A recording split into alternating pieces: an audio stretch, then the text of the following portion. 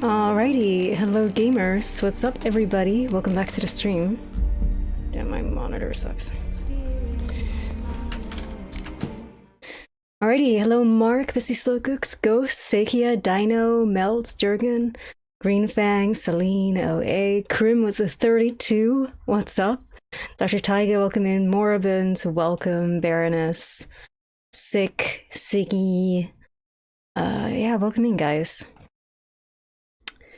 Welcome to another Witcher Wednesday.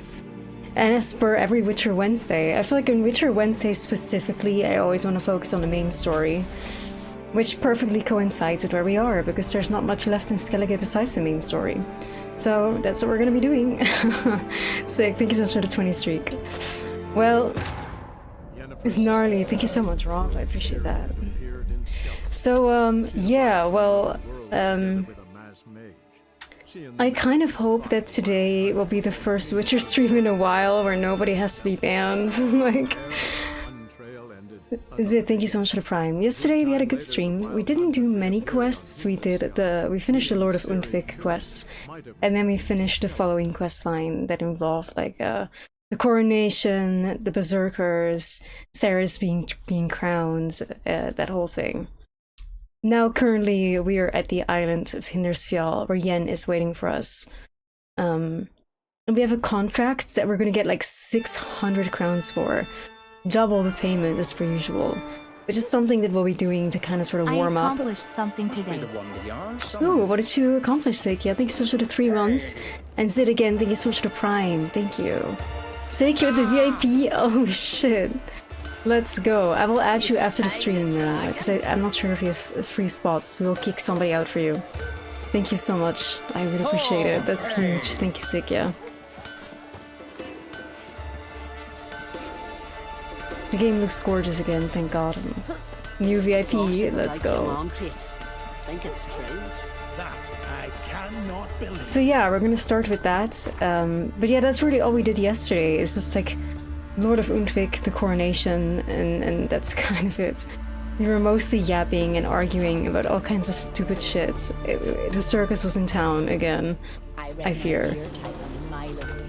And as much as I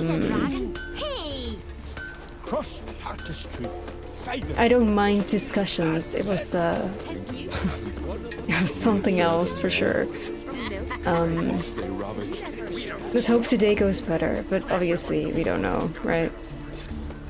But it should be, because we're gonna spend a lot of time at the end, and you know, those times are the best times, and this is gonna be the best stream. Because not only do we have the main quest with Yen, we also get the secondary quest, which is called In Wolf's Clothing, which also features Yen, and it's amazing. So we're gonna have a lot of fun with Yennefer today. If only we didn't look this chopped and had a better outfit, but we don't. Too bad. Too bad. Anyway, first we have this contract here. Strange Beast. It's a level 16 contract that gave us 600 crowns. Something is not adding up. Skellige warriors are hearty, adventure-loving swords, so surely they can handle our monster problems, though. Not as it turns out. Geralt found a notice in a village called Larvik, requesting assistance with clearing the area of troublesome beasts. Yen romancy, yes. Alright, let's head for the ambush site. So. Respect, Witcher.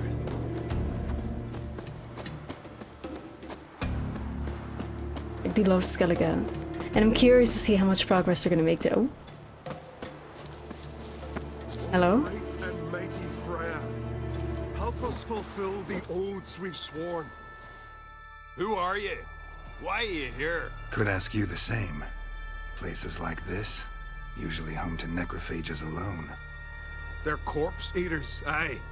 Also, I got a white monster by the day. Crawl out to attack to defeat the living. monsters with on this Witcher Wednesday. Clear the Cheers, mine with our gamers. swords in our hands. Honor our fathers in doing so. I know, right, Jur? Let's hope so. We're gonna have Yen. Like, there will be no fighting in the presence of Yennefer gamers. Come on now. There will only be admiration and love. Like, we're becoming a cult of love and peace in the presence of Yen. I'm a Witcher. Could go with you and help. And steal the glory to us? No chance. Glory won't do much for you if ghouls are gnawing on your bones. When you're thinking it, makes sense. This is truly the island of fuck-ass hats. Like, you're wearing all these really ugly helmets. I thought we were a cult already. Low-key we are, but, you know, that's only insider knowledge. Hey, where you going? Alright, so we need to protect these dudes. Okay, there's ghouls all around. Let's get started. Black Blood, Tawny Owl, and... let's go for the succubus decoction this time. Together with Superior Cat.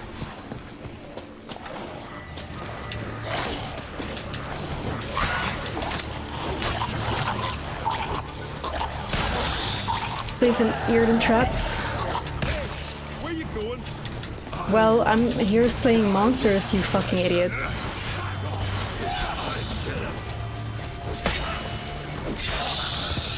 Nice. Like, hey, where are you going? Slaying monsters? You know? Hey, where you going? The fuck is their problem? I'm looting. You can look with your eyes, motherfuckers. God damn. I'll watch ye die with pleasure.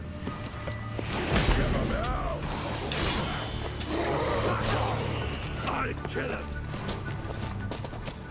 The favor Lady Bram did for us. Hey, Last I wanted one. that loot. Drag the corpses No. outside. Oh Burn man. 'em. Other ghouls don't scorn their cousins' corpses. Aye, true. It's good you came. Seems Freya watches over us to have let you here. We're grateful, and will be for long. Folk are generous with gratitude. Not so much with Geralt is such a hoarder, man. Like, Sorry. what a After what a blood, We're capitalist. still caught up. Damn, you slice him good. Here, for you. Thanks. Farewell. How much more money do you need, Geralt? I think we're like at 30k or something. Got me eye on you. Let's see. Dolblathana sword. 11 critical hit damage bonus. Oh, it seems really bad. Which is so sad because, honestly guys, there is nothing that I love more than a curved sword. I love curved swords. My favorite sword ever is like a Shamshir. I love polished sabers. So the Hearts of Stone DLC has lots of good things for me. My god, let me turn my notifications off. That was just 2 Twitch streams that went live. Yes, this is why you should follow and have an app, gamers. No, this is like my 8th playthrough. Shamshir in the Elden Ring is goated. The Shamshir in the Elden Ring is no Shamshir. I don't know why it's called that.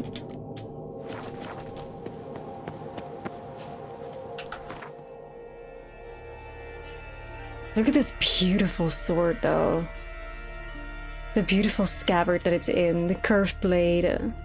It's so pretty, and then it sucks so bad, and it's like, why? We're just gonna have to have our eyeballs be burned off for a bit, gamers, because I don't want my decoction to run out, but we still appear to have an hour and 1 minute and 40 seconds. Ooh, that's a bit much. I fear that's a bit much. I'll just get rid of it. It's a bit much. I'm not gonna have my eyeballs be burned off for a minute and 40 seconds. Fuck that. You declare arrival. Welcome, Alvar. How are you?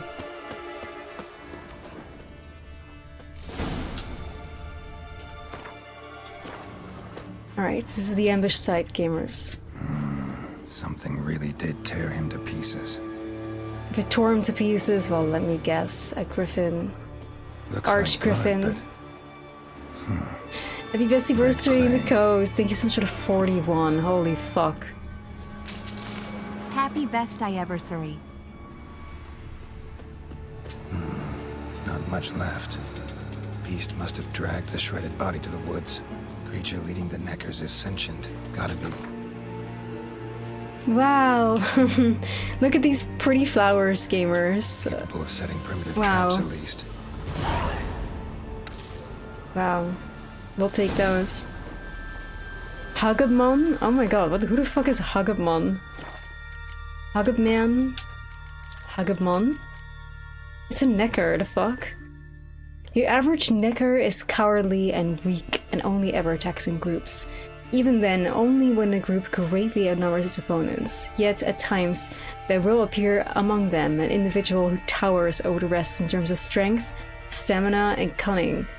Such neckers are usually called warriors, though that name is misleading. Warriors fight with honor, face to face. These overgrown neckers act more like assassins. They strike by surprise, from hiding in the back or when their opponents expose themselves while attacking. Luckily, like other necker warriors, are vulnerable to all signs, and their blows can be easily parried or countered. Okay, so it's 600 crowns for a necker contract? That's low-key crazy, but...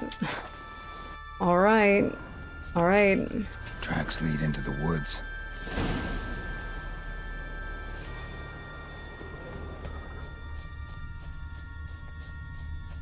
Although, then again, like, Geralt's Found a good place for the infamously, his closest encounter with death, his first closest encounter with death was due to, neckers, so...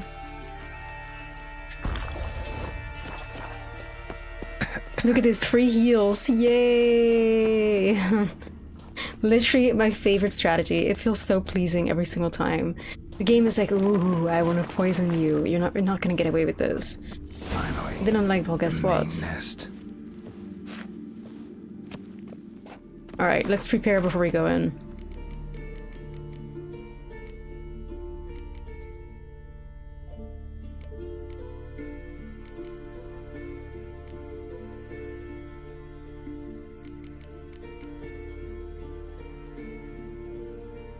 Fuck it, let's do Ancient Lesson for the funsies.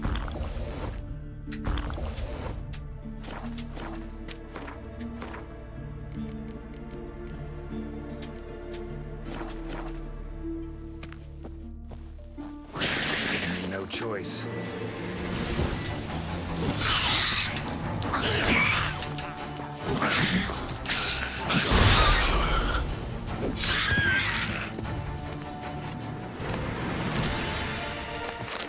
Kill the neckers to provoke the pack leader, okay. Okay.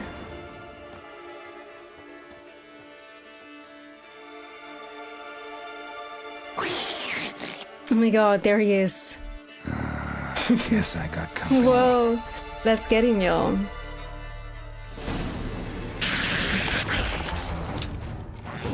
Your head from the saddle. We're getting 600 for this. Okay, neckers, crowd around. Let's get cute, let's get comfy. Exactly. so fucking satisfying, so fucking easy. Oh man, we're having a good time.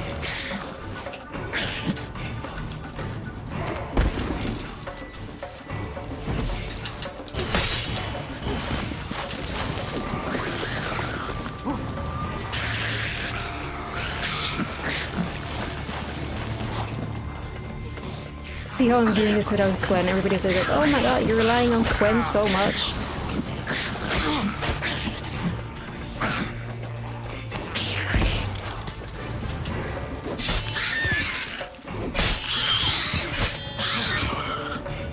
Hey Blitz, how are you?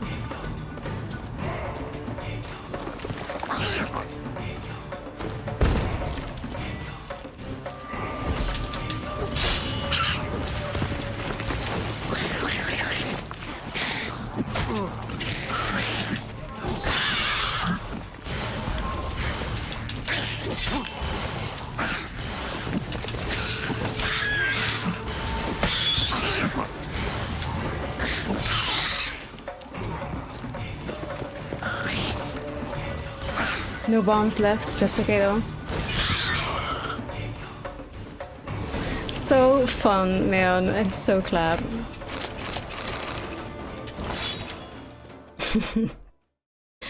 Is the rumor true? No idea. I don't believe it though. I don't really think so, but we'll see, right? For me, it seems very unlikely. Especially the rumor that it's like a Blood and Wine size DLC. Like I thought maybe perhaps like there would be a quest line that would be added or so. Right, like that would make sense to me. But a whole Blood and Wine size DLC, I feel like it's just like that's to me that kind of discredits the rumor, you know.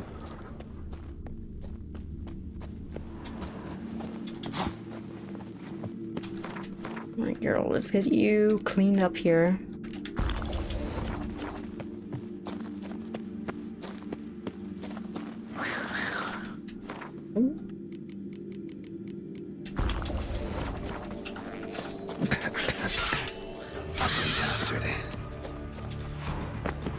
You do not lose hope. Well, if you need to hope, bestie, feel free to do so.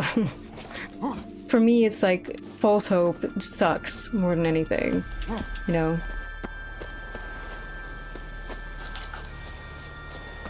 Alright, let's go get a reward. We did it.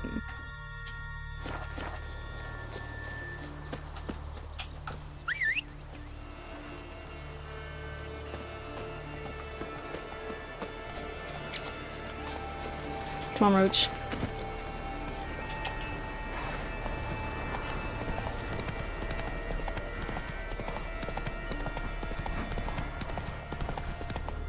Yeah, I think so too. So I don't... Like, obviously The Witcher is 10 years, like 10 years old, so there could have been a moment during those 10 years that there was work on another DLC in preparation for the 4th game. So maybe over those 10 years, slowly but surely, like the DLC was somewhat like a side project. But Blood and Wine size, that just seems like really... It just seems a bit unrealistic. Larry, how are you? Welcome in.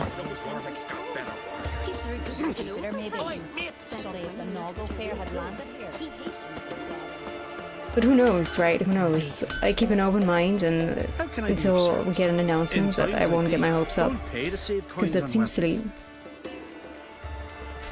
Show me what you have. Right,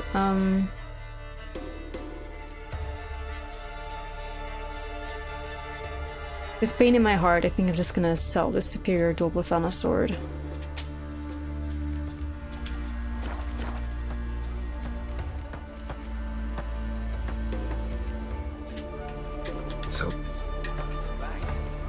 Alright, well let's get this money. 600 for just a few neckers? That's like wild. So will you help then? Geralt looks so good in the snow. The beast that was troubling you. Geralt looks good in this armor in general. Merciful Freya, Whoreson's finally dead. Now, tell us, was it a tough fight? Got any wounds need dressing? No, I'll be all right. Nothing new to the likes of you. Hard work, what you're in. It's so funny because this was like one of the easiest contracts ever. And we get the most money and this guy's like, wow, that must have been hard. It must have been such a struggle.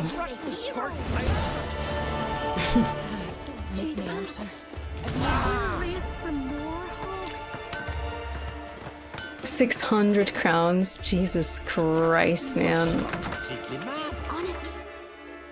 Alright, gamers, who's ready to meet Yen? Who is ready? Who is ready for the main quest? We're finally here.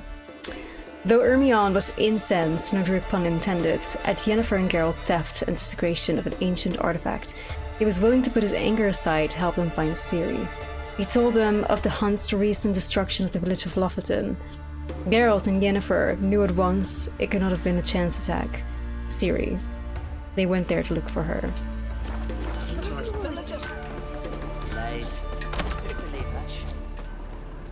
Tend to your own problems. Alright, so where the fuck do we gotta go? We gotta go all the way over there, huh? Alright, so I think the best idea is to just go from downwards and then up east so that we cross those question marks. Hopefully one of them will be a place of power. I slowly want my build to form. Wow, that one won't unlock until level 30, that's kind of brutal. But we'll have a mutation slot at level 28, which will be soon. And I'll probably put a green one in, not gonna lie. Come on, Let's get a little bit of everything going. Alright, so. Best we head back to Larvik and then go down. Bonuses for executives. Yeah, that's what the rumor mill says. Like, it has to do with some financial reports, but I don't know. Unless something is like literally confirmed by the devs themselves, I don't really believe it that much.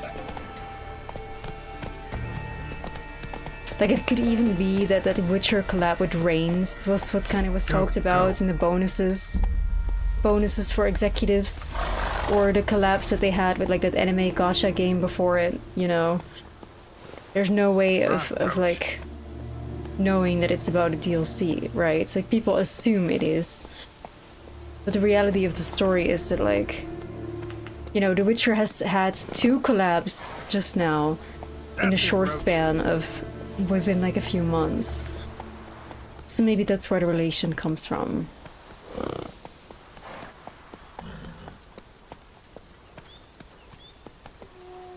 It's like now we have Reigns, I believe. The other game, I forgot what it was called, but it was like anime gacha shit. I don't know.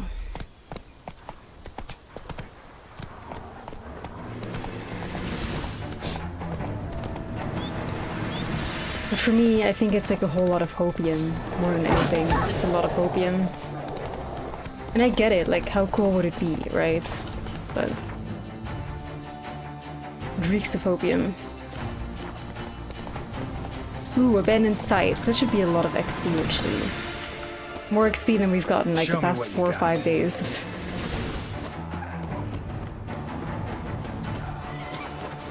I wonder if the Hornwall horn works for these kind of creatures too.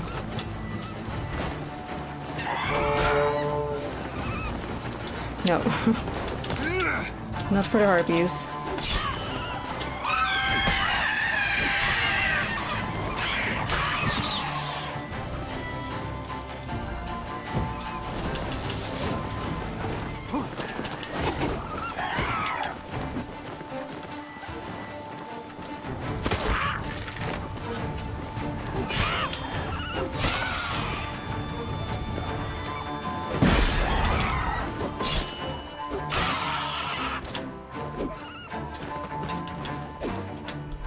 These things look so fucking silly.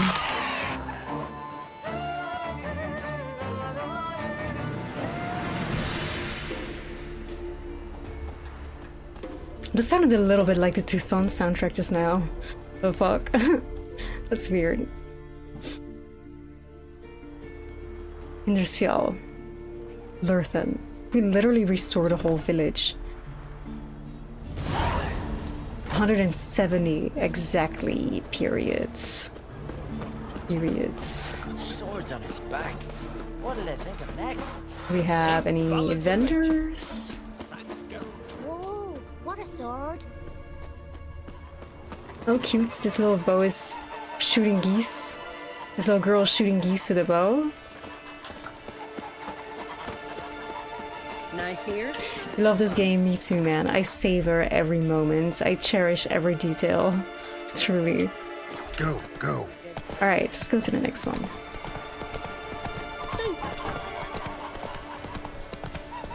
Thank you, Witcher. No, did not do Gwyn tournament. I asked Ash again. She slept through the whole thing when I asked her yesterday. I asked her again today, but I haven't had a reaction yet, I fear. We're just waiting on Ash.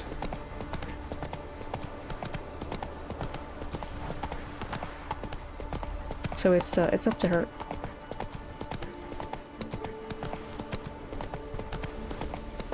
I'm gonna stream RE9, absolutely, yes, of course.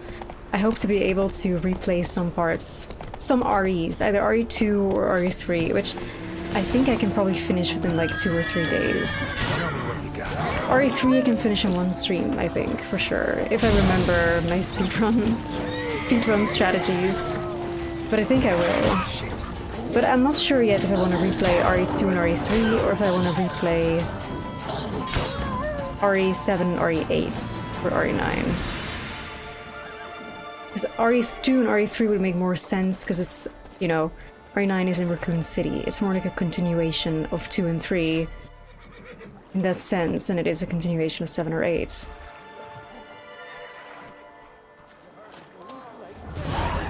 This fucking wolf is attacking the people! Oh my god, whoa.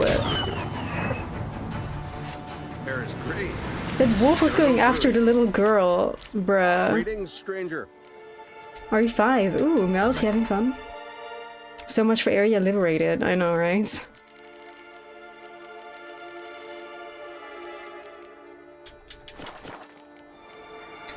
We're almost level 28 now.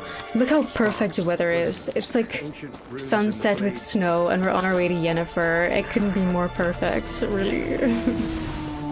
This is the perfect conditions to meet Yen under. And there she is, our diva. Oh my god. Literal mother.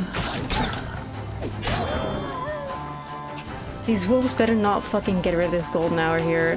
Why is Yen surrounded by wolves? And they're not even intending to harm her. They're like, we're gonna leave this woman be. But the fucking wolf, like, what the fuck? I like how Yen is just fucking standing there. She probably hears like Geralt fighting for his fucking life against like a bajillion wolves. It popped up out of fucking nowhere. Alright. There can only be one white wolf in Yen's life, exactly. Here we go, gamers. Good thing you're here. The frostbite was starting to set in. She has been waiting here for like days. You should have worn warmer clothing. Oh my god, she's not gonna appreciate that. But me wearing this outfit, I'm cold even within my own house, okay? Even within my own house, I am cold. The other outfit is so much warmer. So, low-key, I feel like justified to say, you know, you should have worn warmer clothing. Had something that needed taking care of. Like, that's like rude, because it's like, you know, don't let the lady waiting. What is more important than Yennefer? Our stupid little contracts? Our stupid little side quests? It's not true. We're just, you know, completionists. How do we tell her? How do we tell her? Anyway, we're just gonna say this one. I feel like this is something book girls would say, for sure. Because they're always giving snide remarks back and forth. You should have dressed warmer. Next, you'll be pinning mittens to my coat. Oh, Can we go? that was such a cute reaction, though. Quite a few years since I was last on Hindersfjall, but if I remember correctly, Lofoten should be this way. That was cute. She just laughed it off. Raised huts Yeah, and fresh cute. graves. This must be it. Gathering of some kind. We've come at a bad time. There's no good time to talk about the wild hunt. Okay, here we go. Hun, the barely sprouted whiskers, but in the grind they lie. And me, living.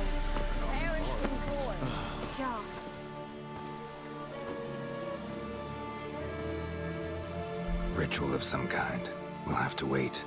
We'll do no such thing. She's like, fuck this.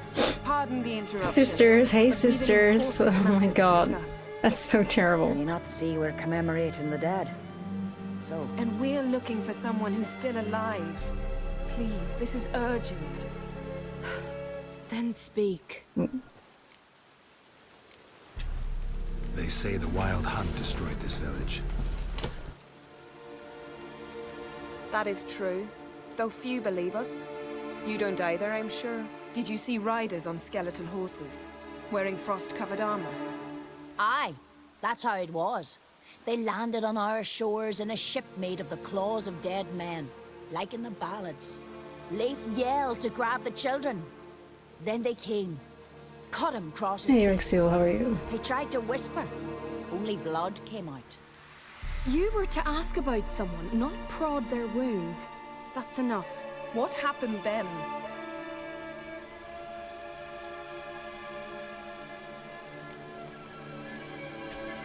Go on. I ran out to get help, to get Leif. But so many bodies. Yolle, Ingvar, little Necky. Which way did the riders go? Towards the sea. Zero compassion, Further she's just afield, like, on tell horses me. made of bones. Bones and ice and... Enough! Get to the point. Now. We're looking for a young woman, name of Ciri. Ashen hair, green eyes. I'm sorry. She's not here. Yennefer gets to the point because she needs to get shit done. Yennefer is aware that, you know, they're kind of like on a time restraint with Ciri. The longer they wait, the more they stall, the further she goes. So I get her. This Ciri. I get Has she her. a scar here on her cheek? Yes. Yes, what happened to her? Don't know. Saw her but for a moment, right before it all. She was in the stables with Craven. 1,000 curses upon him. Remember anything else? Anything at all? Only that she seemed tired. Very tired. And her hair was wet. Great. So we know she bathed. Progress. I'm sorry, Scar. Craven! My apologies. Craven. Craven could have told you more.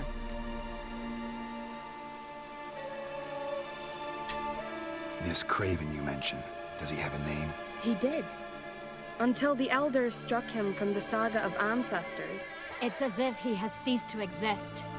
The lore forbids anyone from touching him, speaking to him, even uttering Fuck his did he name. do then, huh? What did he do to deserve Yeah, that? exactly. He fled from the wild hunt. He alone. Oh, he need to talk to proceed, him, okay. Even if it's not in keeping with your customs. You've come too late. He went to the garden to fight Morkvag. A coward who willingly seeks battle? Am I the only one who sees the contradiction? That's why he did it. Craven knew he would prove the elders wrong only if he killed Morkvarg. And thus regain his honor and his name. Trial by ordeal. Very Skellige. I do not mock your laws. Please also respect ours. Where is this holy garden? Not far from here. North. We cultivated healing herbs there once. And now? Now we walk only as far as the tree the goddess planted. We place our offerings and make our pleas before it. Those who venture below remain in the garden forever. Morkvarg. What's that? Morkvarg. The vilest man ever to inhabit Morkvarg. Skellige. Nothing was ever sacred to him. He attacked his own clan's lands, took gold from Nilfgaard, killed children, pregnant women. Know the type. They said he feared only one thing, the wrath of the gods. Morkvarg sought to prove how wrong they were, so he sailed to Hindisfjall to ransack the goddess's garden. This was over a decade ago. Morkvarg sounds like a fun guy Archpriestess at stood in parties. his way. He thrust a blade between her ribs and cast her down in the mud. As her lifeblood left her, she cursed him, and Morkvarg transformed into a Morkvarg. beast. Curse? A monster? You've got some work to do. I can get rid of Morkvarg. Don't know what he's turned into, but a silver sword should do the trick. It's not that simple. There have been those who have bested Morkvarg, yet he always returns. I'm not here to It's a work, I know, right? complex curse. I like how it's an More option. information. Like, The I Witcher understand. always I've told you gives all I know. choices. It never gives the illusion of Torda, choice. Einar. He was in the garden when Morkvarg and his men attacked. He saw what happened. Of all the pilgrims there at the time, he alone escaped with his life. He settled in Larvik. You'll find him there at the landing, provided he's not out to sea when you arrive. Yeah, it's true, Rexiel, it's true. Like, Geralt just wants to see if any of these women want to play Gwent with him. Yen just wants to fucking find her daughter. This is the difference between them. Thanks, I guess. Thanks for your help. I understand you intend to enter the garden. I dislike it when foreigners enter the sacred grounds, but so be it. Custom demands pilgrims make an offering of their own blood before the tree. Craven surely did so. Unless he lacked not only courage, but respect for Freyr as well. You needn't worry about us. Geralt and I always give the gods the respect they are due. You're right, like... That look said everything, didn't it, y'all? Like, yes, of course we respect the gods. Of course we do. I just hate how the weather is always shit. It's like whenever we're at the end, it's always fucking raining. It's annoying. I want the weather to be nice, god damn it.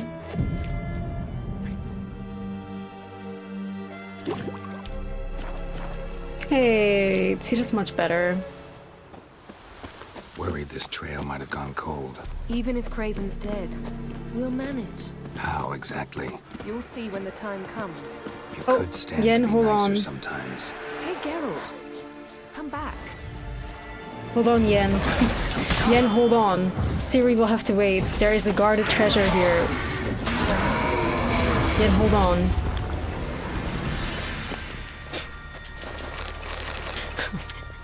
It was not worth it. We're back though, we're back. We're I back. suppose. But then I wouldn't be the woman you fell in love with, would I? Aww. Aww.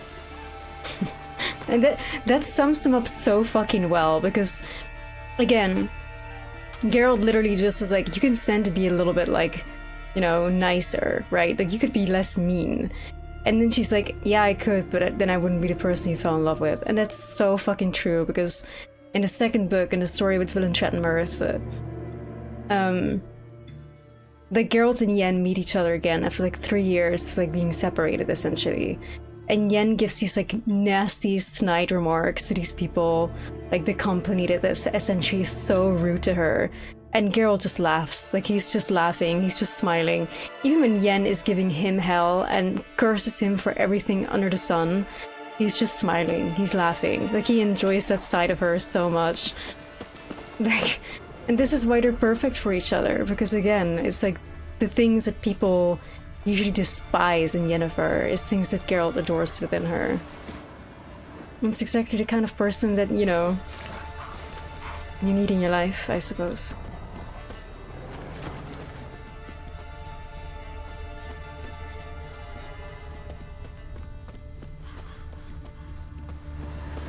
Oh, it's awful, no strip, don't watch it, it sucks.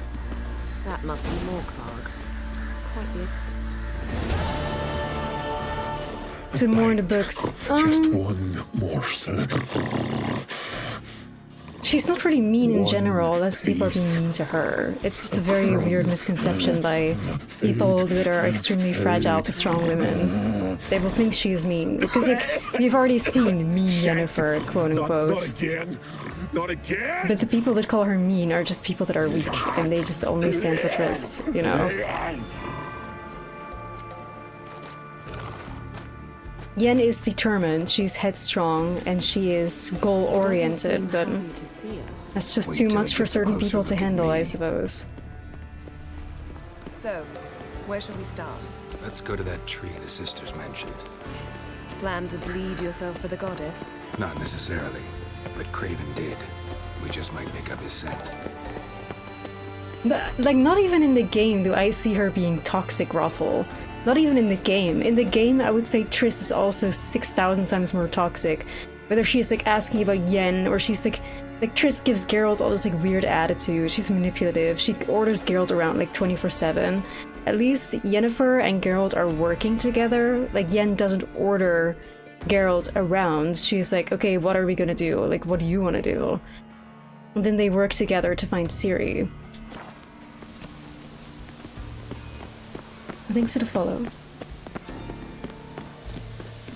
She's kind of tactless. No, she's just determined Craven and was here. goal-oriented. Look, the impression. Why would she, Kneel down you know, on one knee, concern herself with, cut himself to make the offering. you know, Bloodstains, sucking see up them? to the locals when she just wants answers I and may moves be on. inhumanly beautiful, but I don't have superhuman senses. Not like you. Which is why you should stay up here. No offense, but in that undergrowth and mud, you'd be like a... Ball and chain? Planned to say it gentler, but yeah, that's basically what I had in mind. Fine. We'll do as you say. If the need arises, I can cast spells from up here.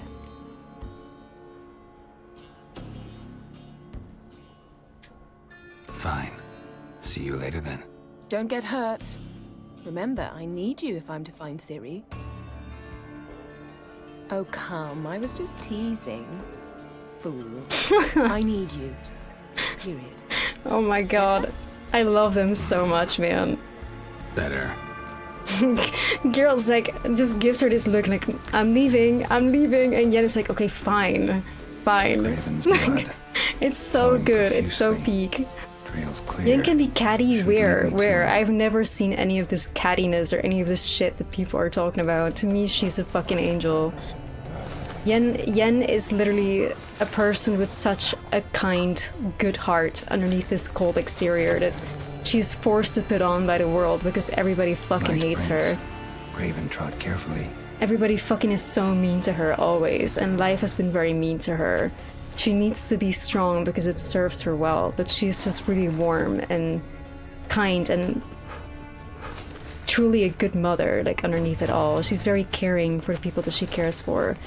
She will go literally through fire and hell for the people that she cares for. She's literally the best woman to ever exist, I fear. I know, Rexiel, it's so good. It's so good. It's so good, but then obviously she calls him fool, which is so great, man. It's so great. But Geralt and Yen know each other so well. Geralt knew exactly that if he were to act like that, then Yen, you know, all of a sudden her joke, like she'd be like, oh, you know, fucking stop it. Like she knew damn well that if Geralt were to give her that look and turn away, that she would he played on her emotions, right? Because he knows her emotions, he knows her, and he knows how to like manipulate them in that sense. So then Yen was like immediately like, okay, I need you in general. Like, it's so funny. Strange. Is it Craven? No, this one's been here a while. What? I can't hear you. If you want to chat, come closer. Her senses are really dulled. It's so good, man.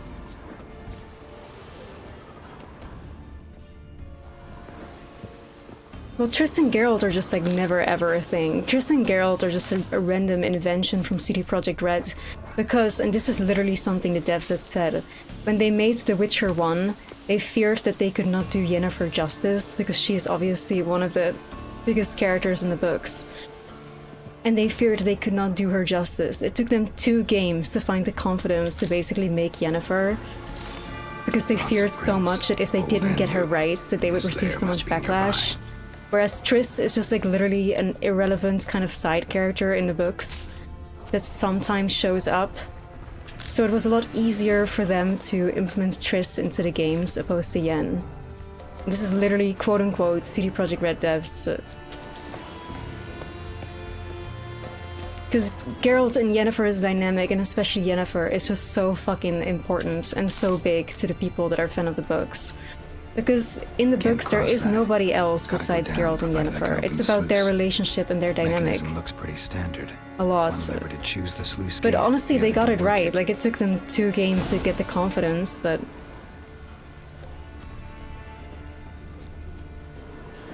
You know, they got her right. They got her very right.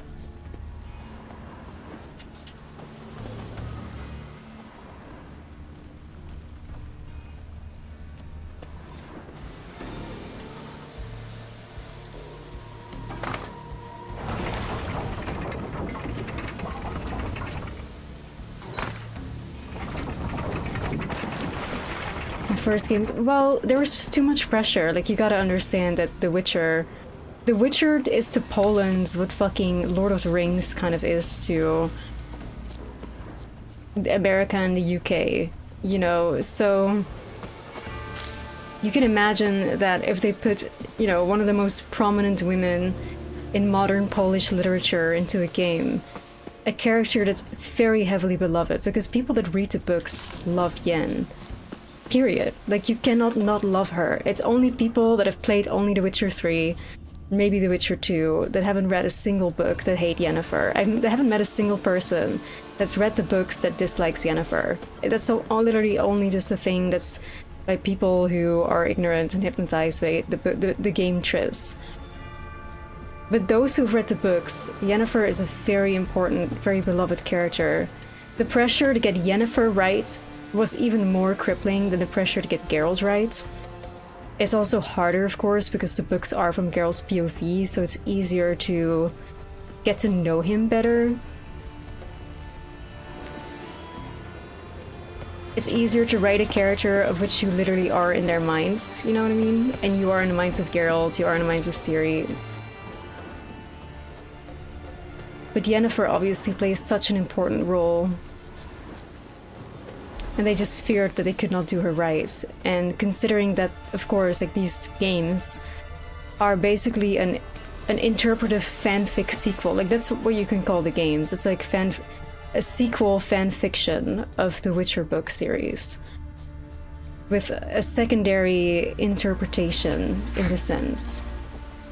To the ending of the books. Because like the ending of the books can be perceived like in multiple ways. Like either Geralt and Yen died, period, and they're never being brought back. Or it's a bit open, and there is a chance, perhaps, that, you know, they survived. And the games kind of sort of play on the there's a chance that they survived thing.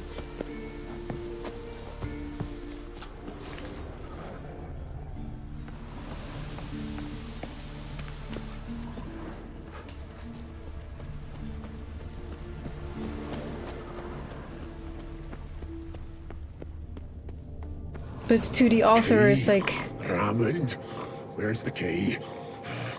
Their story ended with the books, really. All I have in the chapter house. The crate. But the key? Where's the key? Played the first two games a very long time ago, and I did not really replay them at all, but I did remember that they aged very poorly, especially the first one, in terms of like mechanics and stuff, so...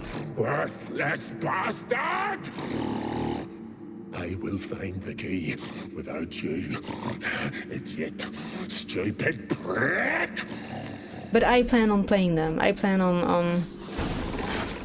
You cannot hide your stench. Refreshing.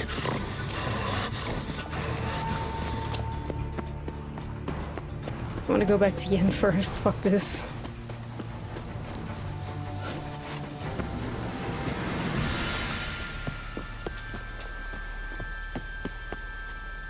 At least we found Morgvarg.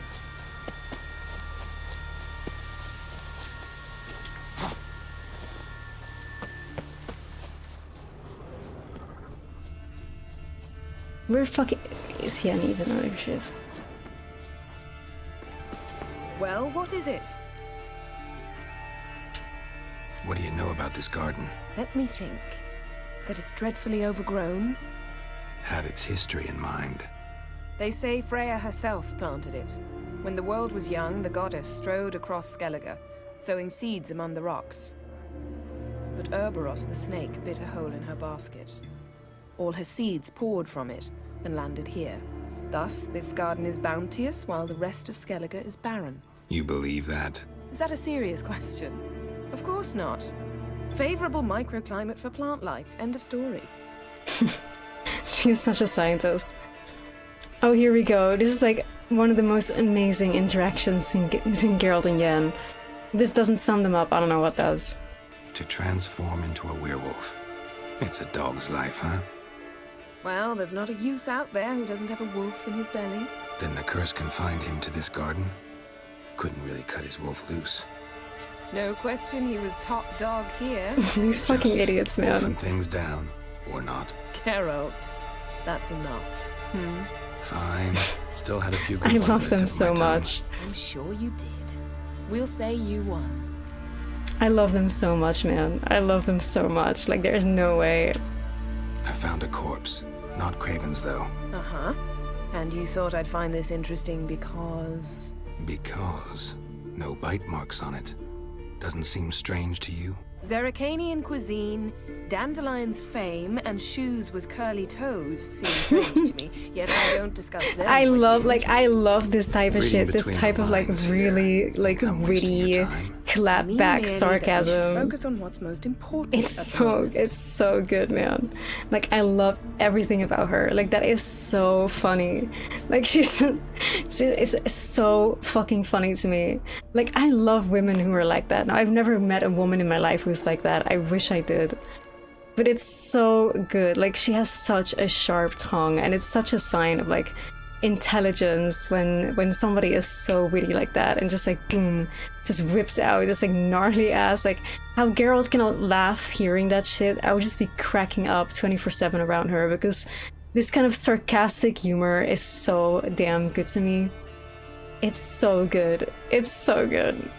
The random dandelion catching a stray, like, yeah, dandelion's fame. I don't get it either. Like, it's so funny. I love her so much. I'm living my best life, gamers. Goddamn. I found a corpse. Like, let's hear the Not delivery Craven's, again. Uh-huh. And you thought I'd find this amazing. interesting because... Because... Yen lovers were the eating. bite marks on We're it eating. Doesn't seem We're having a strange to buffet. you. Zerrikanian cuisine, dandelion's fame, and shoes with curly toes. And the seem strange voice to me, actress yet does I don't such a discuss good them job with you. too at delivering the Reading between sarcasm. the lines here. Think I'm wasting your time?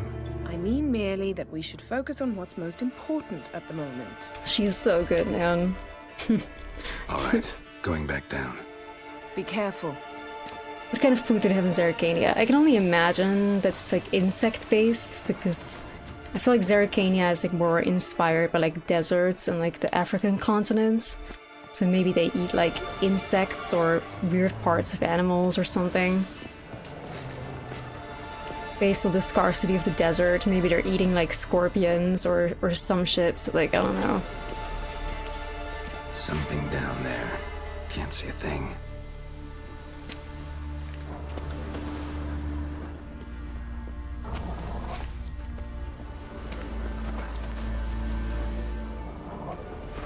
That was so funny. Yen, come back. Please tell more. Tell us more, Yennefer. Tell us more. We want to hear more wolf jokes. Chaos, how are you? Welcome in.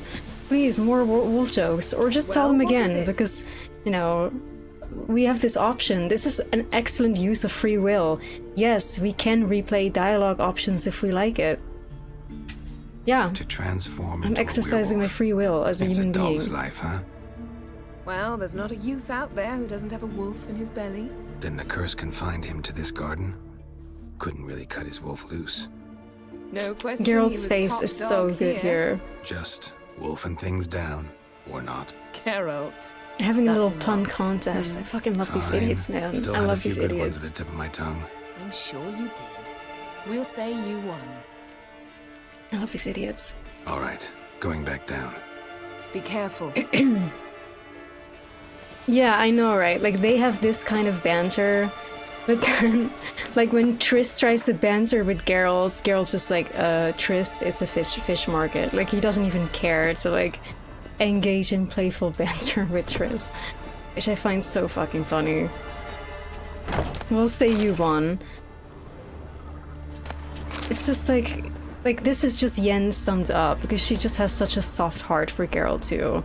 Like, of course, with the whole thing, like, okay, Geralt, yes, I need you in general, or, you know, purposely losing a pun contest to him because she knows it would make him happy to, you know, win the pun contest against Yennefer.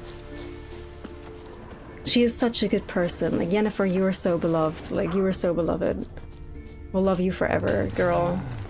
We don't care about all the idiotic, ignorant Triss lovers. You are so beloved, Yennefer. We care about you. We always will.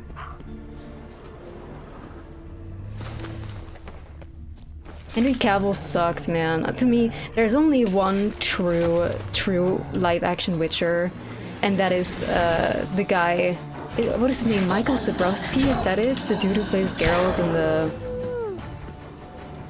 old 2002 Hexer series. He is so good. Like, if I could have video game Geralt look like him, like the dude that plays Geralt and also voices Geralt in all the Witcher games in Polish, but the guy who plays Geralt in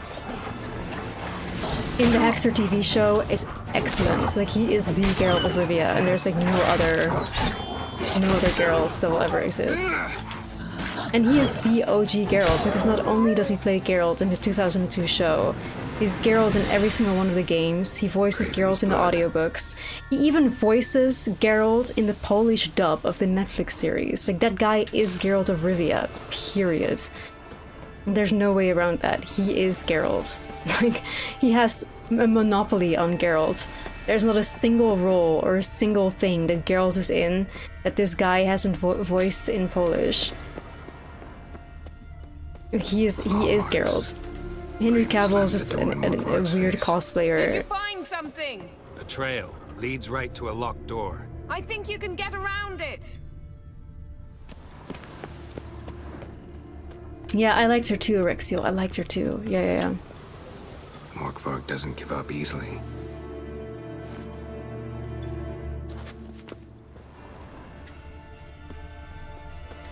Is that true, idle cats? Because I have never heard that before. And I would find it very strange if Sapkowski gives his blessings to anything Netflix related in general.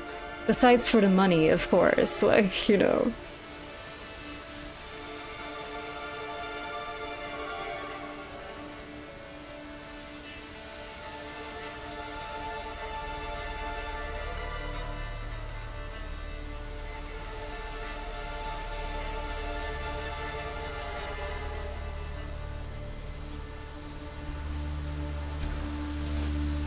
But yeah, for me, it will always be that Polish guy. Door won't budge. Always. Raven must have blocked it, or it's just locked. Gotta go round.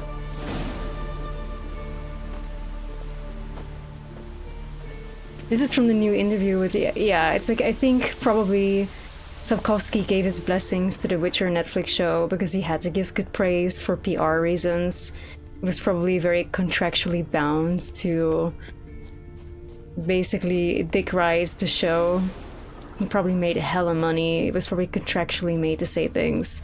But yeah, he's like, in recent interviews, like Sapkowski is absolutely hating the shit out of anything that's like Netflix related.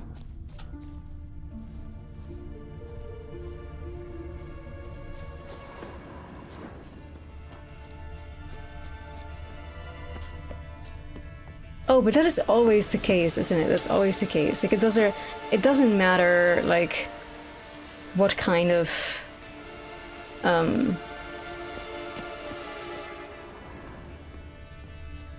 Winds howling.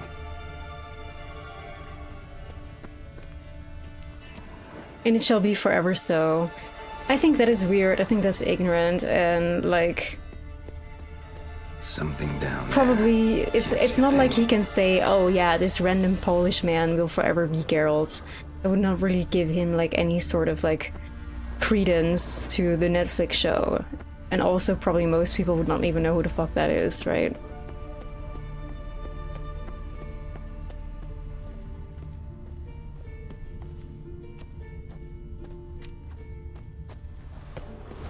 He loves the series at all. I think Sapkowski absolutely loves The Witcher.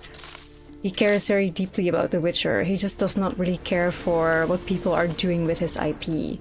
But I think that is quite normal for any writer, to be honest, that when people take your IP and twist it to their own hands, and it doesn't suit your vision or your ideas, that obviously you're not really going to be very satisfied, you know?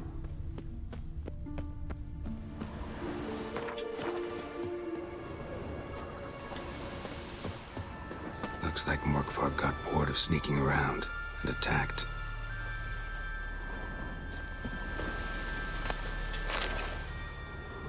Craven was injured, started running.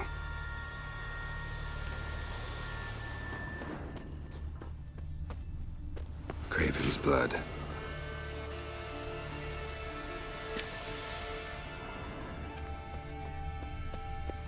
Craven's blood.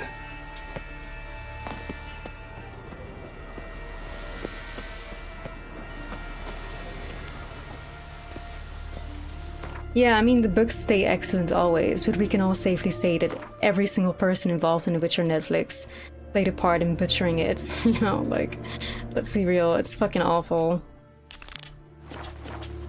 Talk to Einar about the curse, well, where the fuck is he? He's all the way back, oh my god. Okay.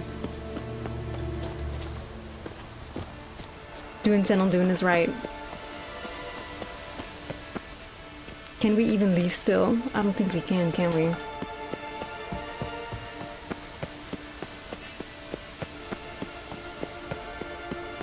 So we just decide to jump over.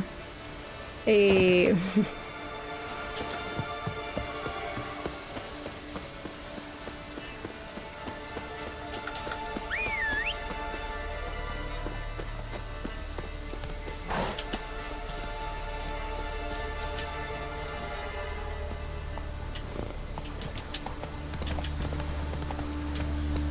Faster.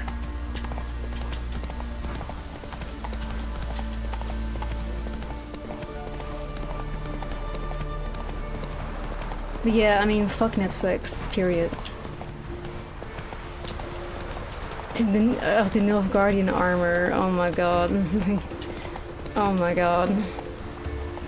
There's just so much shit so wrong with that TV show. There's not a single good thing about it. I cannot name one thing that I liked. Drop one more and I'll keelhaul you. Got a minute?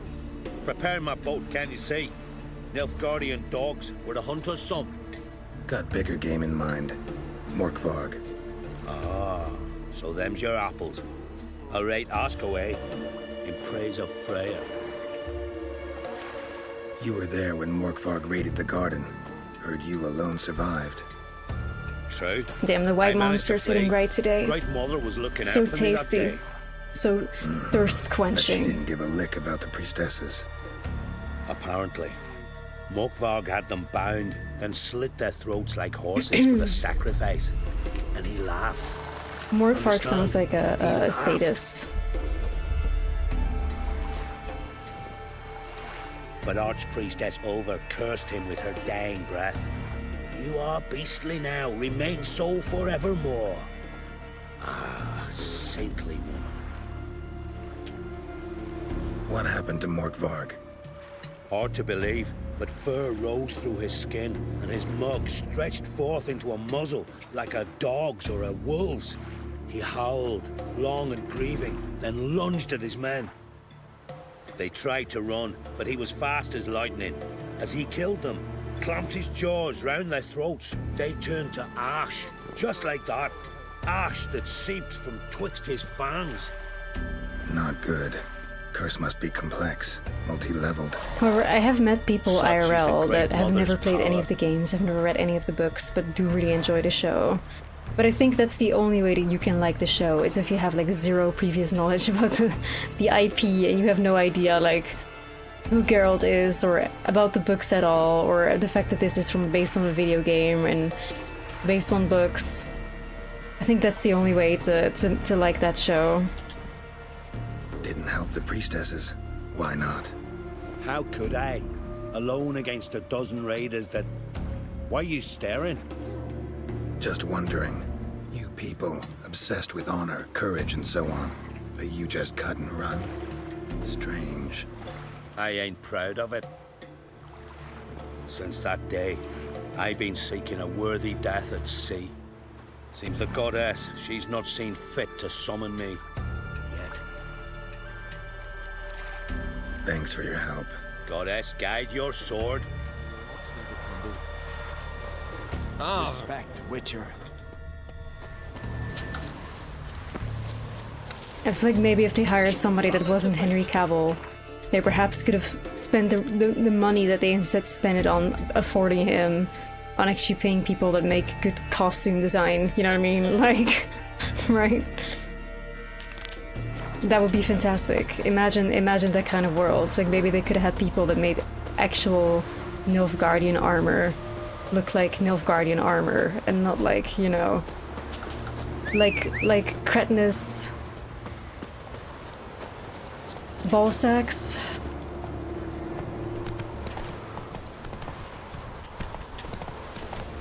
The writing would still be bad, yes, but at least it wouldn't be as horrible to look at, you know? At least it wouldn't be as horrible to look at.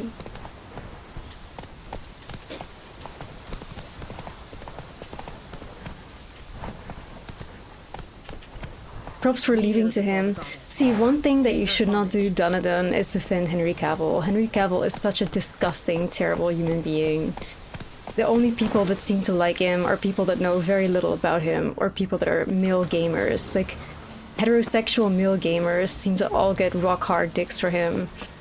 What did he do? First of all, he is like, at least so the rumor mill goes, like in Hollywood, that he is kind of sort of has a thing for underage girls. People that I know, well, somebody that I was once in a relationship with had like a friend that worked for Netflix, and essentially Henry Cavill was like known that, you know, very young girls had to be sent to his trailer.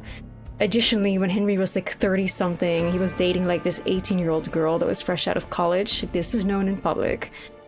Additionally, when the Me Too movement came about, Henry Cavill essentially said that the Me Too movement kills dating. because all of a sudden you had to care about, you know, women and women's consent, and that ruins, like, you know, dating, and it ruins romance, quote unquote. He's a disgusting, terrible fucking human being. He is like the definition of a gross, incelish frat boy. And him being a 30 plus something year old individual having relationships with 18-year-old girls that are fresh out of college is fucking weird, and all kinds of scrutiny that fucking Leonardo DiCaprio receives, Henry Cavill should receive like in a tenfold, because at least Leonardo DiCaprio dates people that are in their 20s and not 18-year-olds, you know. He is just absolutely just so fucking gross. He's a weirdo. And it's out there, but his PR team is very good, so you just have to like Google specifically on these things, because it's not gonna go viral, right? It's not gonna happen. But it's all out there. Like if you Google these kind of things about Henry Cavill and underage people, there's even like Reddit forums about people that have worked with him that will attest to you know, the stories about having to send young girls to his trailers and shit like that.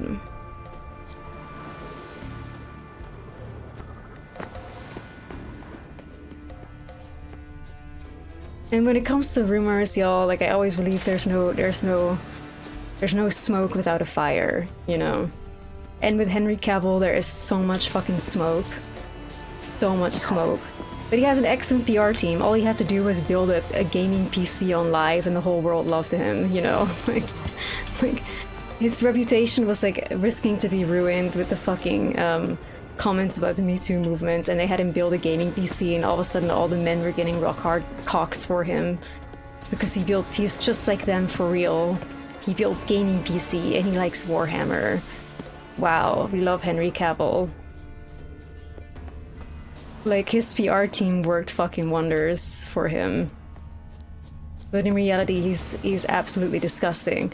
And I've known this for a very long time, like even 3 or 4 years ago, I was like fighting with people on the internet, on Twitch, live about Henry Cavill's disgustingness, and people just refused to believe me. And it was like this guy that I still think was like a compulsive liar or some shit. Because this one guy is like, well, Henry Cavill and my cousin play video games together. Like, I'm not sure if anybody remembers that, but I remember it so vividly. I was playing Sekiro at the time. It was wild. It was wild. Like, this guy would lie about anything. Like, oh yeah, like, he was best friends with, like, you know, this guitarist from KMFDM, and his cousin and Henry Cavill played World of Warcraft together. Like, this person was just like yapping like that every day. Every day.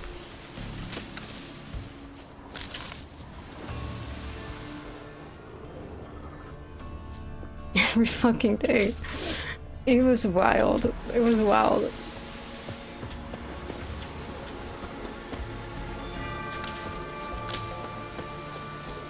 I think he ended up getting banned at one point, yeah. Because he would just not stop basically just having, like, an erection for Henry Cavill, and every single time Henry Cavill was brought up, he would lose his shit. And, you know? I don't even think Henry Cavill is hot. Like, objectively, I think Henry Cavill is not an attractive human being. Like, sure, he is muscular as hell, but I think he has a very weird, like, facial structure, and especially, I only saw the first season of The Witcher, but when he has that I will never forget the way that he looks when he sits in that hot tub, and his whole body just looks like disgustingly bloated, and he wears this terrible gray wig that makes him look like somebody from Flintstones. It's like, ugh. I don't know.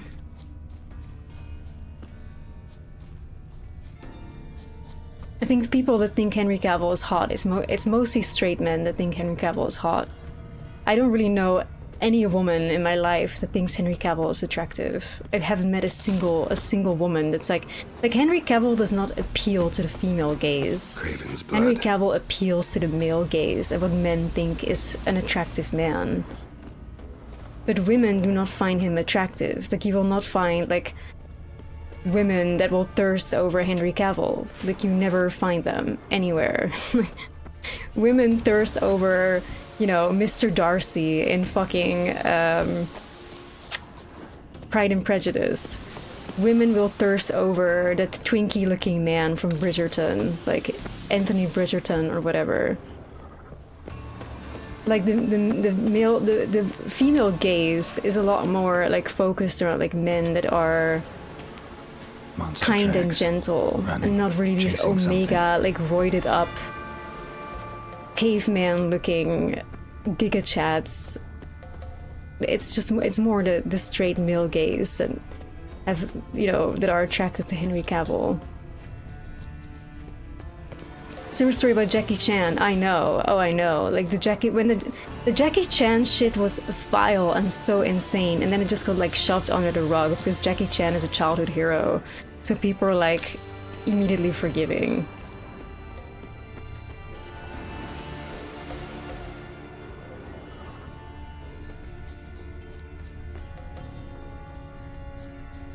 I always find him strange. I mean, he is strange. With Jackie Chan, oh my god, you guys were not privy to that. Like, it was wild, but it was really quickly shoved under the rug. Like, it was really quickly shoved under the rug. I don't want to, like...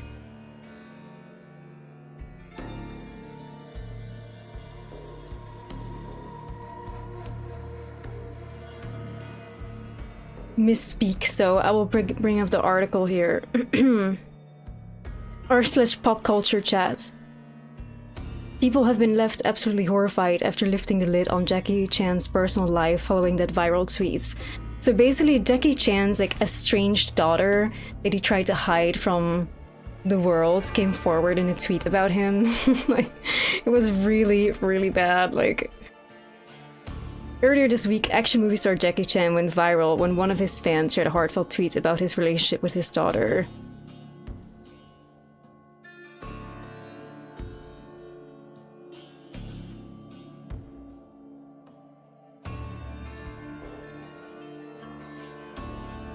Jackie Chan actually disowned the now 24-year-old before she was even born. Like, bro, imagine disowning your daughter before she's even born. Like, like, what kind of next level asshole do you have to be to do that type of shit? Like,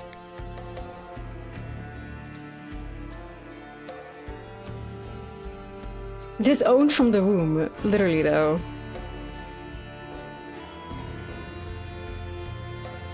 In 1999, Jackie revealed that Edda's mom, former beauty queen Elaine, was pregnant after he had cheated on his wife Joan. He and Joan, because like it's like the daughter is like that he had with the woman that he cheated on his wife with, so then he immediately disowned that daughter basically in the womb, like. But that's still fucked up because he cheated, right? And then he conceived the child, and then he immediately disowned the child that he conceived when he cheated. Like, bruh. Like, you know.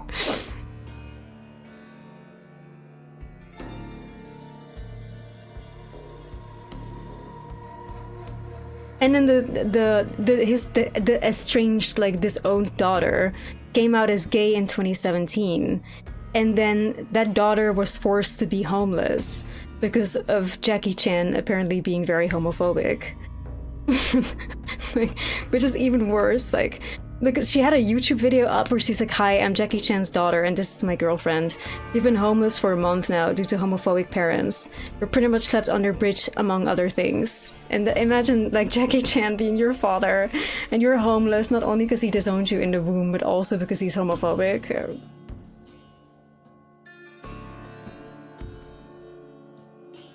Eddie and Andy revealed that they got married, with Edda posting on Instagram at the time. "We've been pursuing happiness since the day we were born.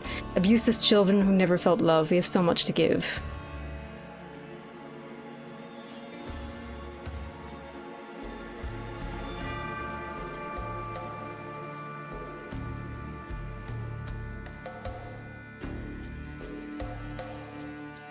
So, now estimated 69 years old, Jackie has an estimated net worth of 400 million and has worked with dozens of big names, including Michelle Yeoh, we love Michelle Yeoh, who called him a chauvinistic pig in a 1997 interview with David Letterman.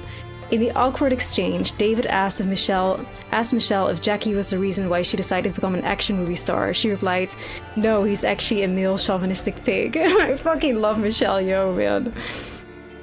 I fucking love her. Jackie and I are very good friends. I say this to his face. He always believes that women should stay at home and cook and don't do anything and be the victim. Like, this is literally what Jackie Chan, like, says. That women should stay at home and cook and don't do anything except be the victim. Like... bruh. Yeah. So that's Jackie Chan. You know, that's Jackie Chan for you. But yeah, this was a really big scandal, and then it was actually swept under the rug, like, really quickly. Really quickly. Like, it went viral on social media, but I think he probably, like, engaged in some sort of, like, defamation lawsuits, because the daughter ended up having to delete, like, essentially all the YouTube videos and the social media posts that she made.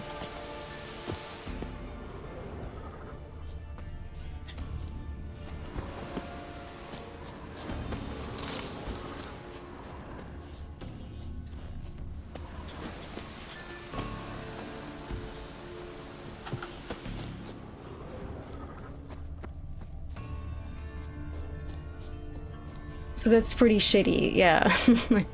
But I remember, it's like there's so much things that go viral.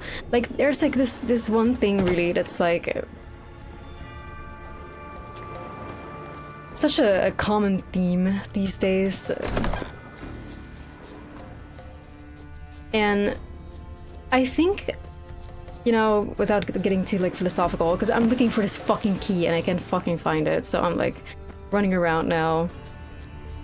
Disappointing Yen, basically, but there's such a thing that has become so evident to me lately, which more than anything is like, because things go viral so fucking quickly and then burn out so fast again, it's like accountability is just always completely gone. Because people are so oversaturated with information all the time, people just forget things so quickly.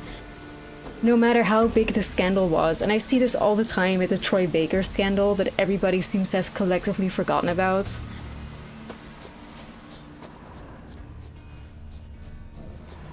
Everybody seems to have collectively forgotten about the Troy Baker scandal too.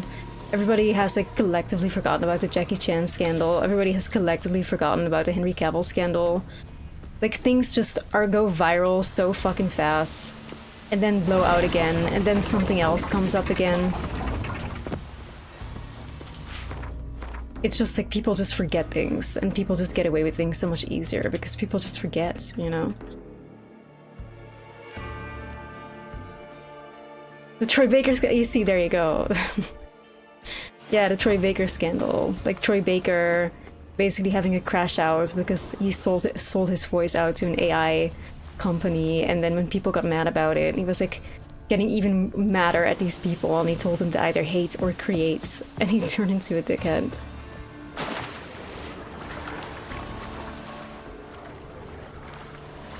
It was really bad. Like, the whole gaming community was mad as hell at him, and then all of a sudden everybody just forgot.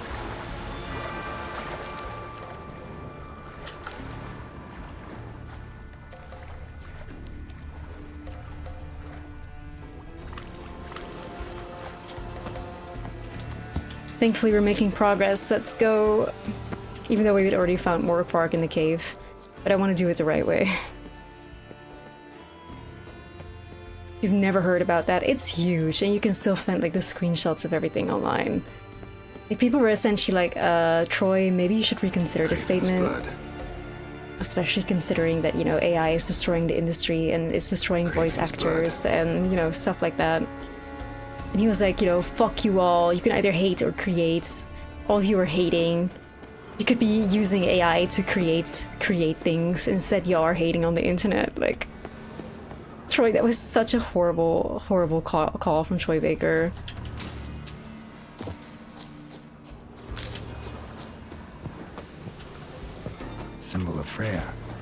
Here we go, we're inside. Untouched. No sign of feeding.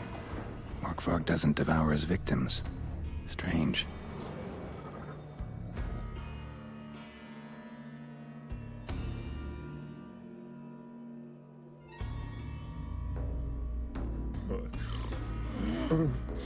It grew back. It always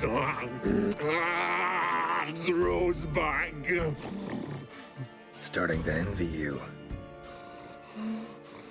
Wish to hear. Please cease the discussion, Ghost and Testosterone Tea. If you guys want to fight in your, DMs, go take it to DMs. Like, again, I said specifically earlier in the stream, I do not want bad vibes or fighting or discussions again for a third stream in a row. I will not hear it. I don't give a fuck what you guys are arguing about. I don't care to read it.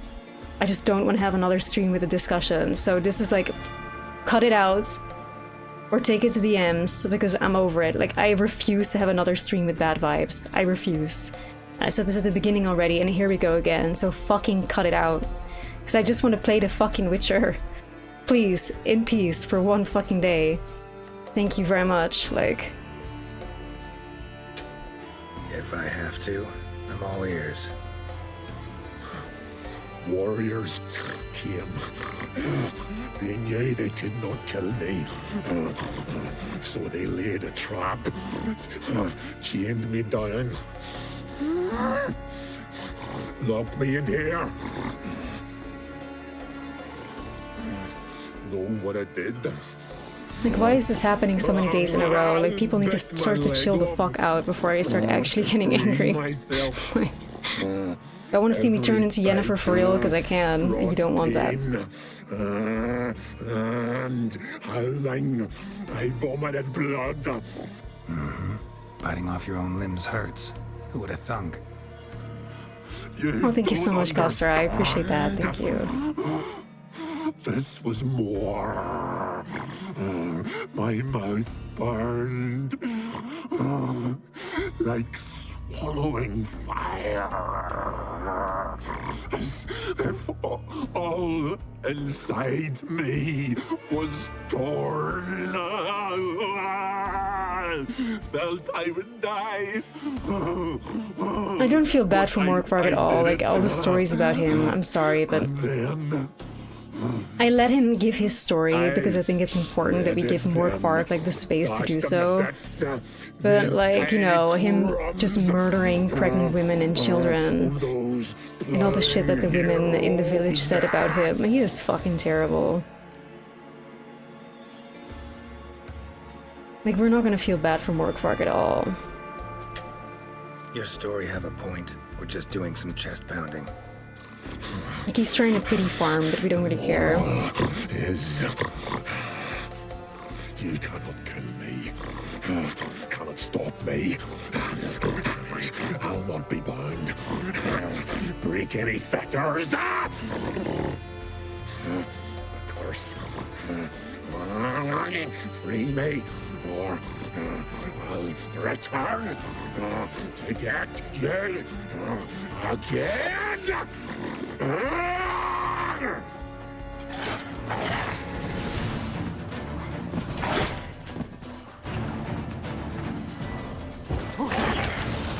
Come on.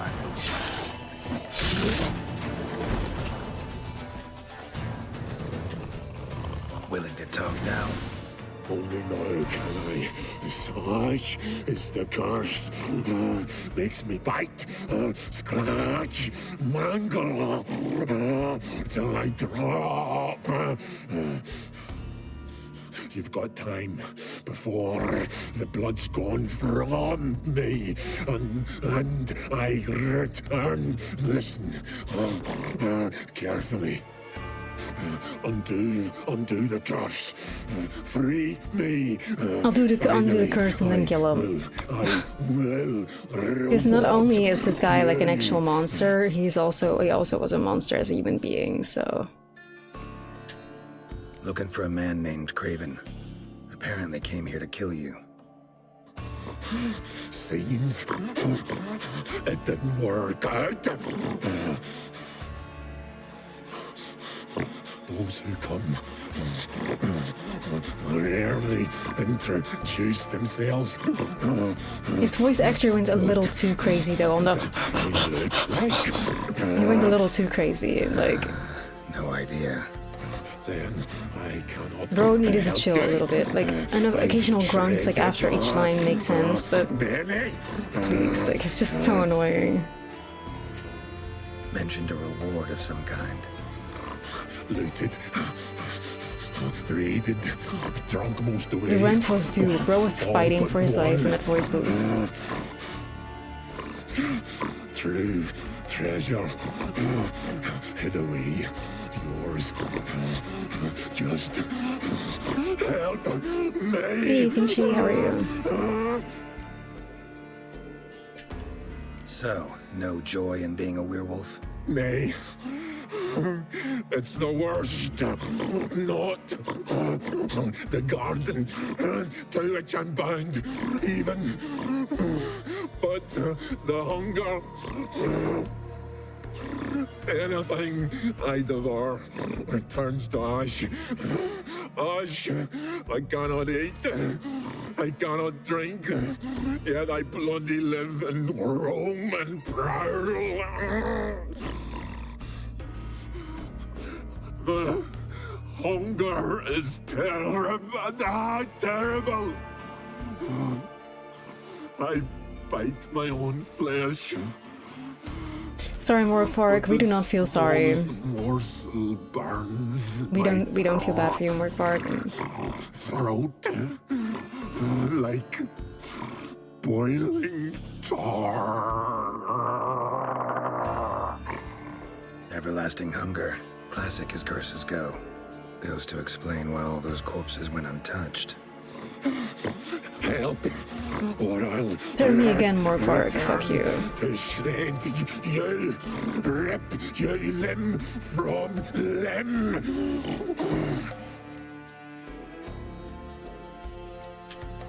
Wouldn't count on it.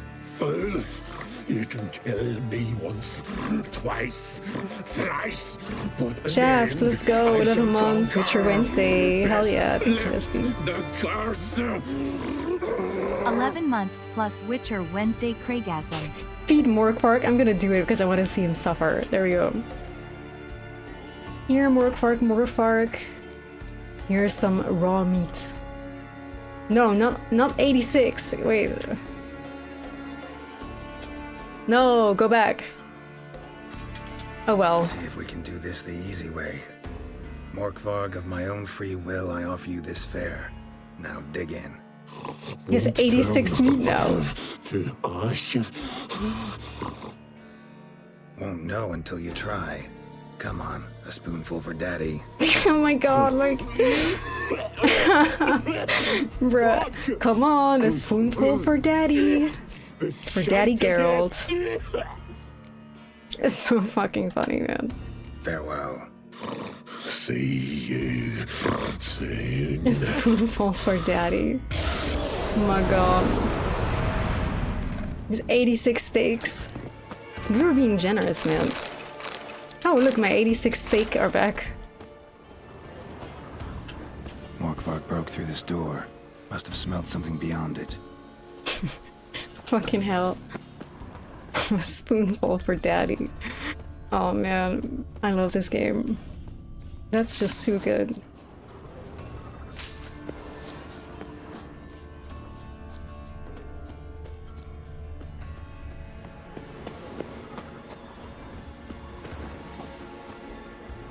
Prince lead to the well. Guess Craven didn't want to be eaten. Preferred to drown. Roots. Where to begin? Hey, can you hear me? Geralt! You scared me. Sorry, didn't mean to. I hope not. Let me know once you find Craven.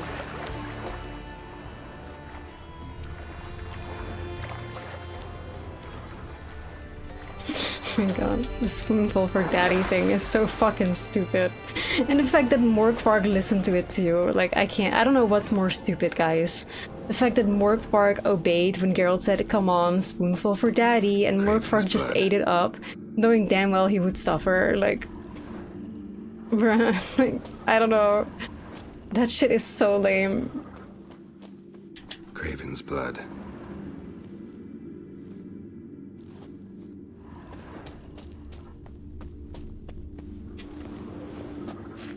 Oh shit. Damn. Dead. Has been for a while. Yen, found him. And? And I've seen rot fiends in better condition than this. Shit. Fine, scrape together what you can and haul the bits up here. She's like, oh well, shit. He's like, he's dead, shit. We'll scrape him together and bring him over here. Like, it's so funny. I love them. Like, they're so blunt, like, and fantastic. Take it you've got a plan? No, I just like to stare at rotting flesh. We'll talk when you get here, alright? Please, like, how the fuck? Charming as ever. How the fuck is Geralt not laughing 24/7 at this incredible fucking woman? Bruh. Imagine somebody always having a sarcastic, witty comeback to anything you're saying. I would be never bored, entertained forever. I don't know how people can hate Yen. Some people might take that as catty. I just think that shit is just like peak intelligence, we might still funny, get something out of him. Hilarious, great Doesn't shit. look like the talkative you know. type. Anyone can be made to talk. Even That's a not catty corpse. at all. She's One giving must witty simply know how. sarcasm Thought necromancy that was requires strictly intelligence, So and is it's premarital sex. funny as fuck. But I'm not about to be bothered by such foolishness. It's funny as fuck. Oh man, I love her.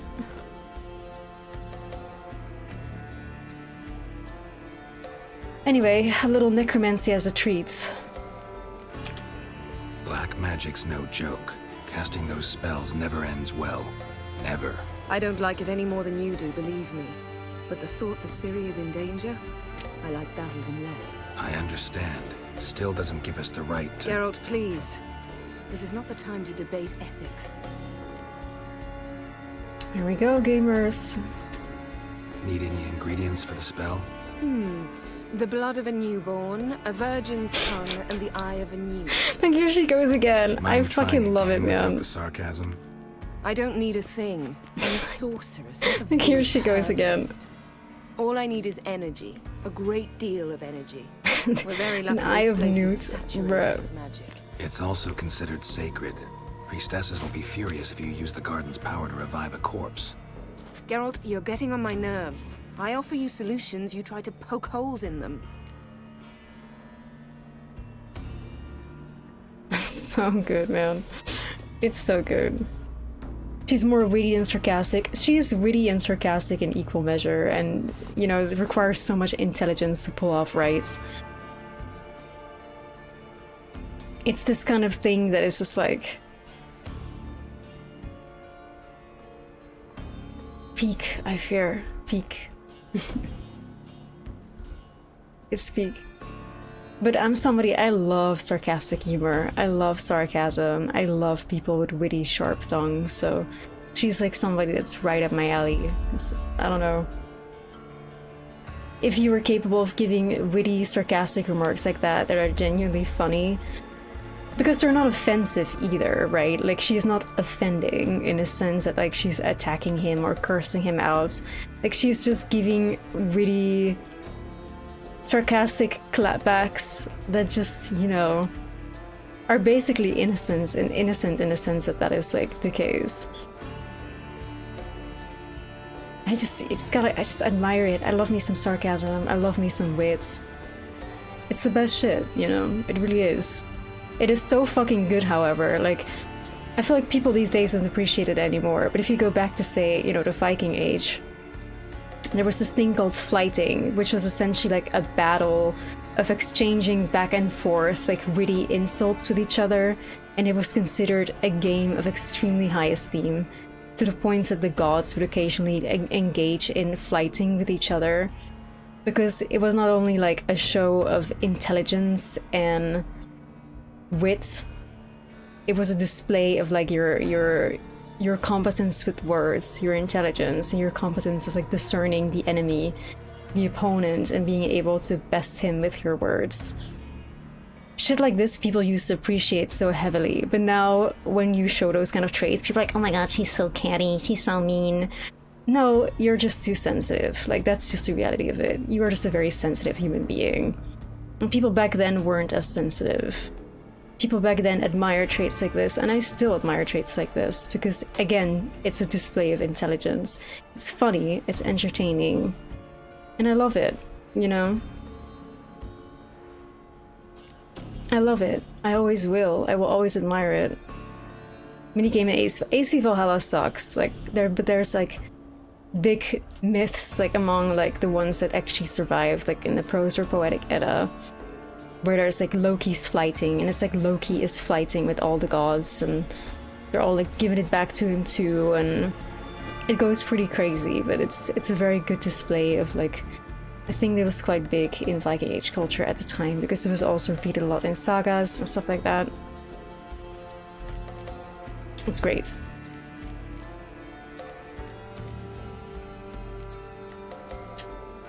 Sorry to bother you with my doubts.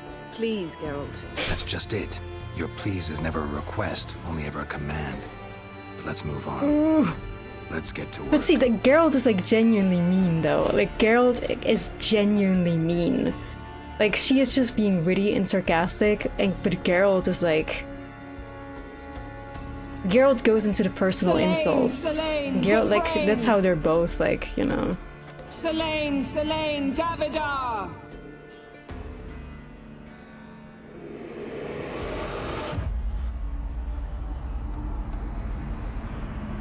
Like, Geralt is genuinely mean to Yennefer, and this is like very present in the second book as well.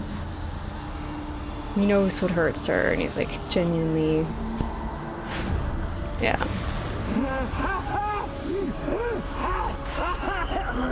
But then Yennefer never really says much back. Sometimes she just like... Usually she just shuts up and she gives like this sad look, and then Geralt regrets it immediately.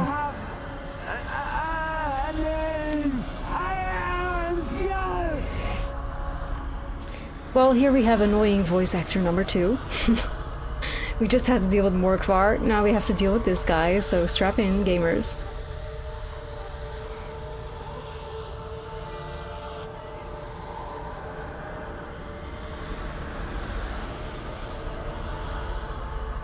Yeah, well, I don't concern myself with people that don't enjoy clever banter, because, you know... I love clever banter, and those who don't appreciate it just are people that, you know, I will never be able to be good friends with anyway.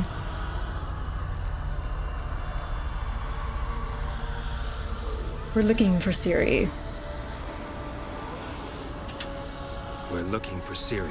Ashen hair, green eyes. Have you seen her? She's wise! They cursed me! I don't care about that. What happened to her? What was she doing here? Speak! No! Speak! Speak!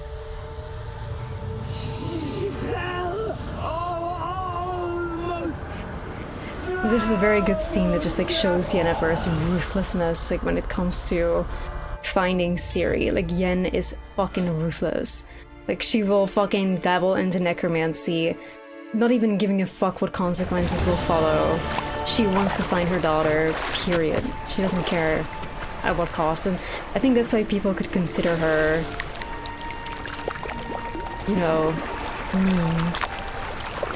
But she's just fucking determined. Like, I'm not gonna lie, if I had a daughter and my daughter was missing and in severe danger, you bet your ass I would display the same level of ruthlessness to find her, you know? Yeah, but what is she to do, idle cats? What is she to do? That soul is one of the only people that knows what happened to Ciri. What is she gonna do? Be like, oh well, I don't wanna disturb this soul from being dead, so I guess I will never find an answer as to where my daughter is. I'll let it go. Like, really? Like, really? You know, because like the fucker is dead anyway. The second the necromancy's over, he'll go back to restful peace. I can't. You know? I must leave you now. We will meet beneath drowned dead rock. Can you remember? There we have the mysterious elf. Drowned dead rock. Alright, goes. Have a good night, bestie. Take care of yourself. Sleep well.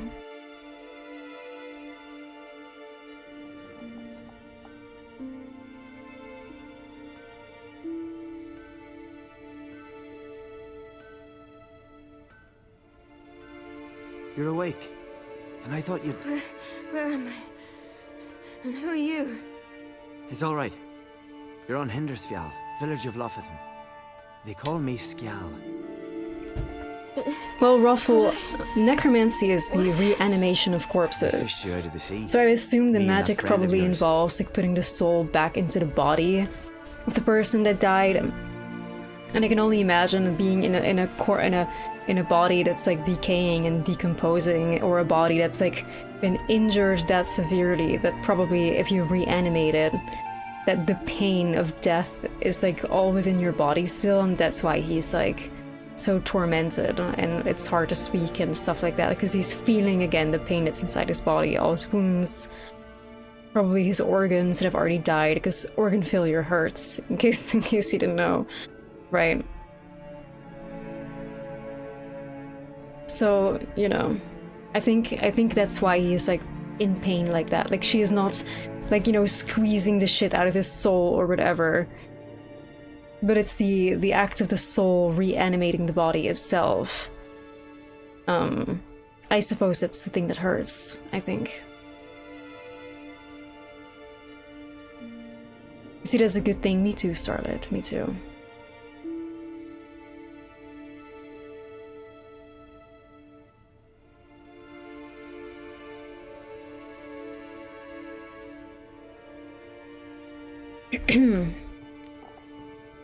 How long did I lie there? All day nearabouts. 'Twas morn when we brought you in. Night's near come now. Damn. Too long. You needed the rest, desperately. Been through a lot, eh? Got some nasty, fresh-looking scars. Necromancy, of course it's a banned practice, of course it is. Necromancy is always a banned practice. Because, you know, reanimating the dead and all, fucking with the bodies of the dead, it's, you know, disrespectful.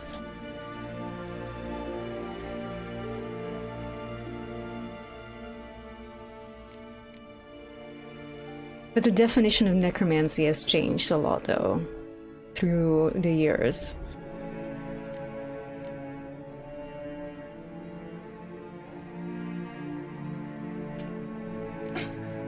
What's this? Did you undress me? I'd no choice. Soaked through you were, and I had to see if you had any wounds that needed tending. Mm-hmm. And if my breasts needed smearing with fox tallow? Nay, that was Ciri. mum and sis. I'd never dare. I swear. On my honor. I feel like this is the answer that Ciri would give. I believe you. But Ciri is like so, like, you know, prudish in a sense sometimes. And where is he? My... Hey, Snooky, how are you? Stepped out a while ago. Said he needed to find a boat. Why does he wear that mask? Something not right with his mug? No. He simply doesn't like others to see it.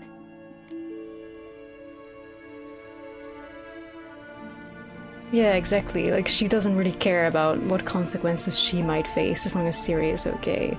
That's why we love her. Thanks for the follow, Fun. Welcome in. Help me stand. I don't think you should... Less talk, more giving me a hand. Ah, that's me brother for you. Out of sight for a second, then he's already put his paws on a girl. Astrid, you're as dim as dishwater. You know perfectly well I'm helping her up. It's a shame, I know, but I've got to interrupt your courtship. Come, we're off to the sauna. Where? Why's your mouth agape like you're noodling for an eel? The sauna. The sauna. Let's go to the sauna. You was blue as a whale when we brought you in here. Your blood needs thawing. Really, there's no need. I feel fine now.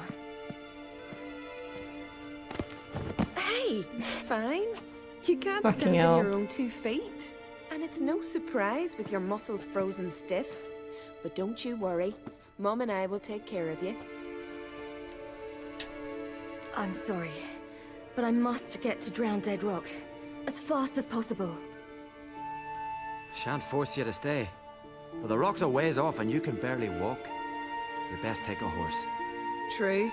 Skjal can prepare a horse for you. You'll have to wait a spell, but even so, you'll get there faster than on foot. Fine, that'll do. Thank you both very much. Pish posh, there's no need. Now come. I love these Don't kind of sweat little the sick out moments of where you you. still see that, like, Where are my clothes? Ciri's mannerisms. them She was already. instilled as a child, as a princess of Sintra. Like, the weird, like, bowing, you know, with, like, her hand in front of her. Like, these little, like, That man in the mask. princessy, like, bratty kind of, like, traits that she has sometimes still. Where exactly? Aren't you nosy? Surprised? Been sitting in this fish puddle me whole life. I'd love to travel like you. Like me? No, you wouldn't like that. Trust me. But my arm hurts. Good. Muscles are working. And mind the string don't catch on your nose. Ah, I know.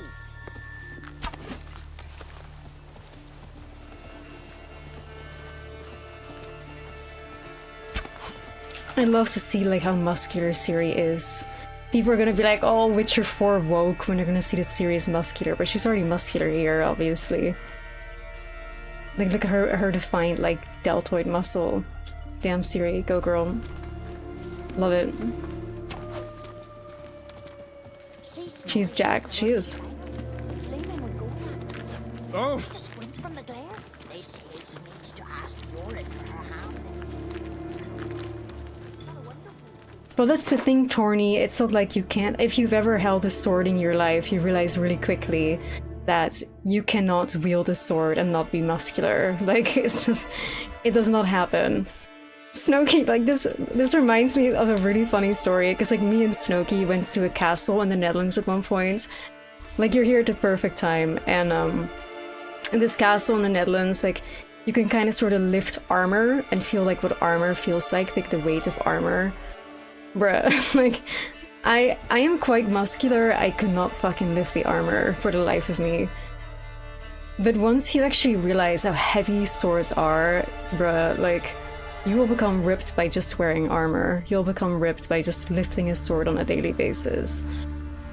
I have many swords. This is one of them back there, and even it's like a one-handed sword, but people that, you know, I handle my sword a lot and I have strong forearms due to drumming as well, so I can manipulate it quite alright. But if I give my sword to, like, you know, my nephews or to my twin sister, who doesn't really work out in the way that I do, it's hard to even lift it. Especially with one hand. Whip that shit right up. Like, that was crazy, wasn't it, Slowkey? Like, I was like, damn. They're strong as shit. You know?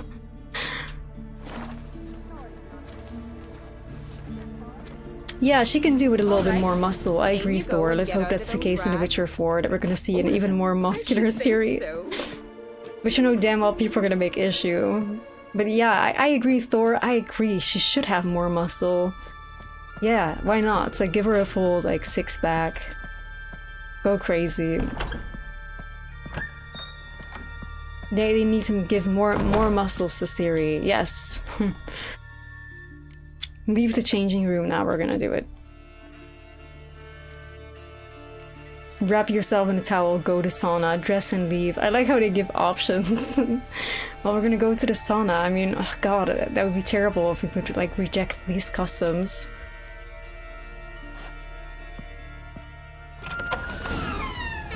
Let's go. I'm getting goose pimples.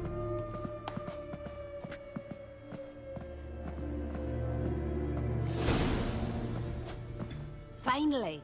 I was so worried she'd... Ah, Mom, you always worry. She doesn't need to be like a muscle man. I would love to see her having more muscles. It's fine. Good. That's good. Because she should have more muscles if she's, like, you know, Not a bruise. a fighter. This? No. It's a tattoo. Ciri having this tattoo is so funny to me. A red rose? It mean anything? Got it from someone special, is dead now. Oh my god, here's the missile lore. Oh brother. It's a souvenir of someone special who's dead now. I picture it already. You can still see that she's mourning Missile. Like, there's so many people that are like, oh, like, it was so abusive, oh, she had no choice. But she had genuine feelings for Missile, and she still mourns her now. Child. Those bards have stuffed your head with their foolish romances.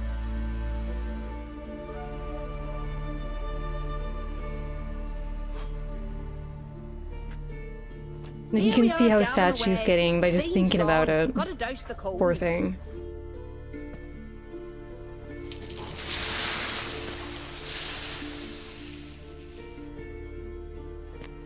Say, back home, have you got saunas too? I have no home. Oh, Ciri. Ciri, you do! You have a home wherever Yennefer and Geralt are. You know, I don't really have a home. I'm a traveler. Ah, that's right. Where was your ship headed? Ship? We fished you out of the sea. We thought you were in a shipwreck.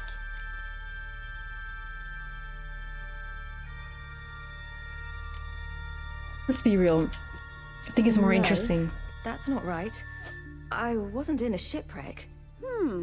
So, what brings you to our shores? I'm here looking for someone. Not your betrothed, I hope. Why? It'd break Skjal's heart. He's head over heels for you, girl. Sat at your That is so creepy. Like, she's literally like passed out from her injuries, and this guy is just like sitting next to Ciri, ogling every part of her. The milk spilt. That's so gross. Like, that is so disgusting. Like, fuck Skjal.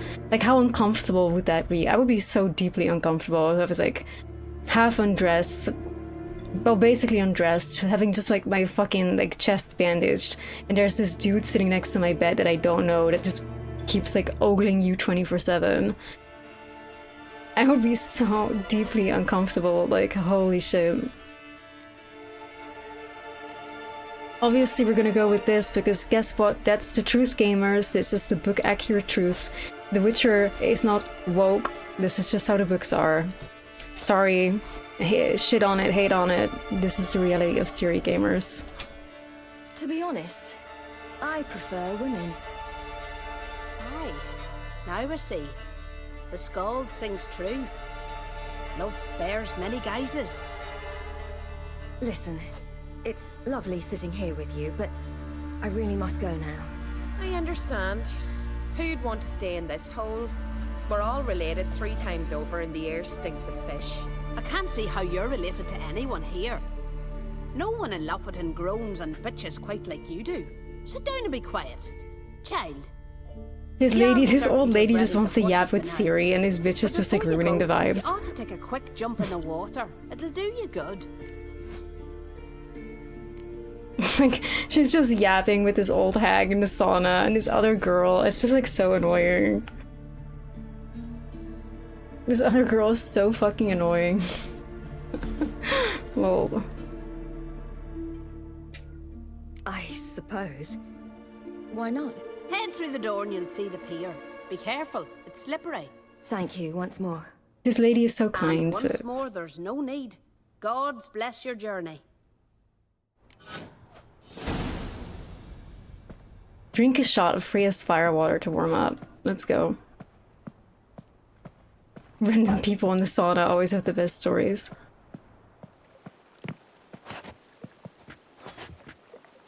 Jump in the water. Let's go. Cold. Yippee, we've got a comfy sauna in Skellige. Let's go.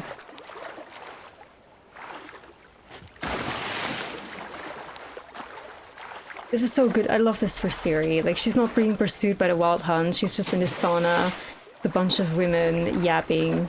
Obviously she doesn't like this, like she wants to go back on her journey. But you know what, good for her, like she needs this spa day with the Skellige women. Whoa!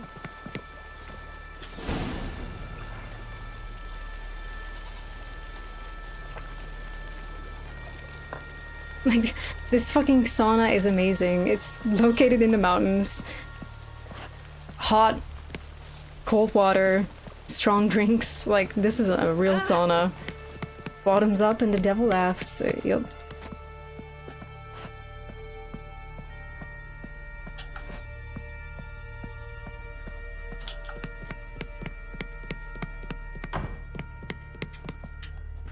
Let's make sure we put our clothes back on, you know, before we meet Skjal at the fucking stable. But that guy is such a creep. Ugh. What a fucking creeper.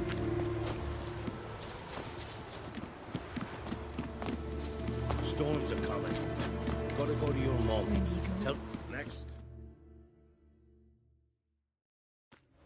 Imagine developing it, like, it's so weird. Imagine developing a crush on somebody that As am I. you literally have never Shall we spoken ride? to. You've just Listen, ogled their naked body the entire time. My sister, she didn't talk any nonsense to you, did she? Like, I'm sorry, but how the fuck can you develop a crush on somebody in the way that this lady says when you don't even know someone? Like, that shit pisses me off so bad. Like, I've had that happen to me quite a few times, like very recently as well. Those who are on the Discord and were like at the advice channel, like, know the tea. Right? Like, I was kind of like talking in the advice channel because, like, what the fuck? Like, you don't even fucking know me. You just meet me in person and all of a sudden there's like all these big feelings and it's like, bro, you don't know. How can you have a crush on someone when you don't even know them? I mean, you can admire somebody's beauty. You can be attracted to them. But having feelings and a crush, like, be for real. You don't know Ciri. You've seen her naked, half naked, Skjall. You were probably attracted to her. I mean, who the fuck is not? I don't think that there is like a single person in this chat who isn't attracted to Ciri based on how she looks because she's goddamn gorgeous. Maybe there's some people because, you know, she's not their type or whatever. But I think Ciri's very beautiful. She's very attractive. But I'm not gonna be like, oh my god, I have a crush on Ciri. Like, we don't know her. I mean, we do. But if you're like Skjall, it's like, come on now. You get crushes in the bus. I feel like then you probably don't really know what a crush is. Like, you just like get like, you're just attracted to somebody, right? He hasn't even spoken to her. Like, that's the thing. She was unconscious this entire time. He was just sitting next to her bed while she was just literally passed out, thinking she was probably safe somewhere. And this guy is just like ogling her half-naked body, and now all of a sudden he's like sweating. Oh my god. I've a crush on you, Ciri. Oh my gosh. Like, bro, you don't know her. You don't know a thing about her. Not a fucking thing, man. It's so weird. Like, I don't like him at all. I don't like him at all. If you didn't talk any nonsense, sorry, but I really don't have the time right now. Like, yeah, we don't give a fuck. I'm sorry, but I can't bring myself to chat right now. Right.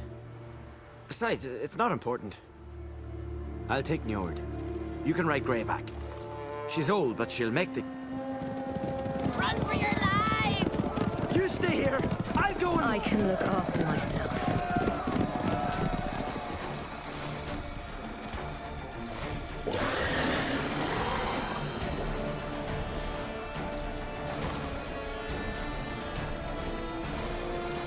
The way he's just gonna stand in front of Ciri like, oh, I must defend this maiden. Like, bro, do you not see this big-ass sword on her back? Don't you think that she, like, she wouldn't have this sword if she was, like, an extremely capable warrior, you know? Like...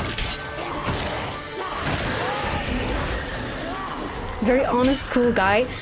If you think that a guy that sits next to a passed-out, unconscious, injured woman and ogles her half-naked body for hours upon hours on end and doesn't leave is a cool guy, you are crazy, Thor. Like, that is so incredibly disgusting and disrespectful. Like, there's not a single woman on this earth who would not be made deeply uncomfortable by those kind of actions. Deeply uncomfortable. And he doesn't give a fuck. He's just there to ogle a pretty lady. He should know better than that. Come on now. It's fucking weird and it's disgusting. It's absolutely gross, and that is not the sign of like a cool and honest guy. It's very much not true. It's a sign of a very selfish individual. He was nursing her. He was not. It's the mother and the daughter that were nursing Ciri. He was just ogling her. Like, the mother and the daughter banished her. The mother and the daughter like tended to her wounds. Not that guy. He was not her nurse.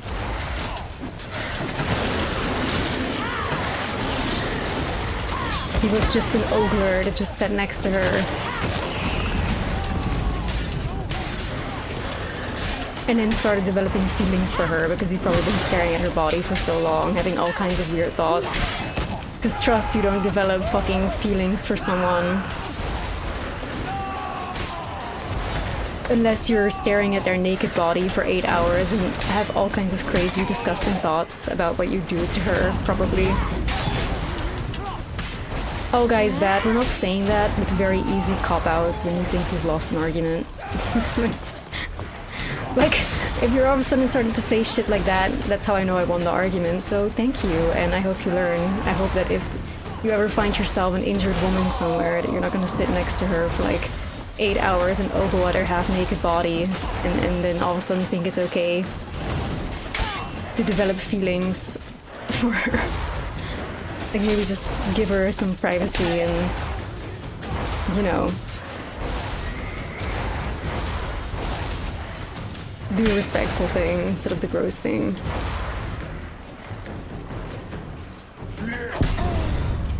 Rip. We can't heal on this death march.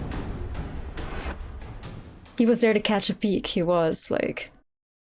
Imagine you are unconscious in the hospital and there's somebody next to you staring at you for hours. But in a hospital, at least you have a blanket over you. Ciri didn't even have that. He was just like laying there, fucking... She was just laying there, literally half naked.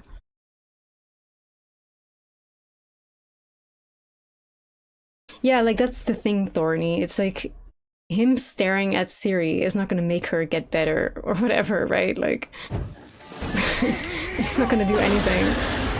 It's just purely, like...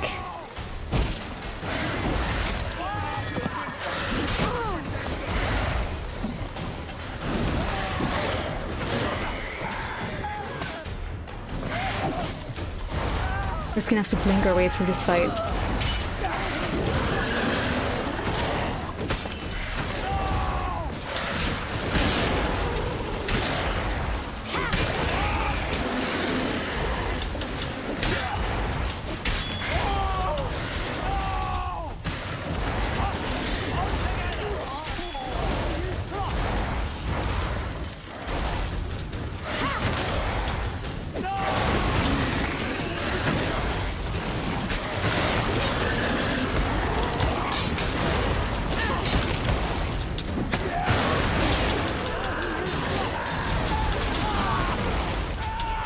Yeah, I don't like Skjall. I don't like him. I think it's so gross, honestly.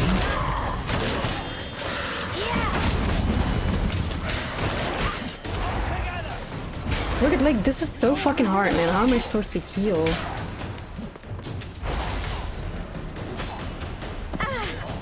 Besides just wait it out.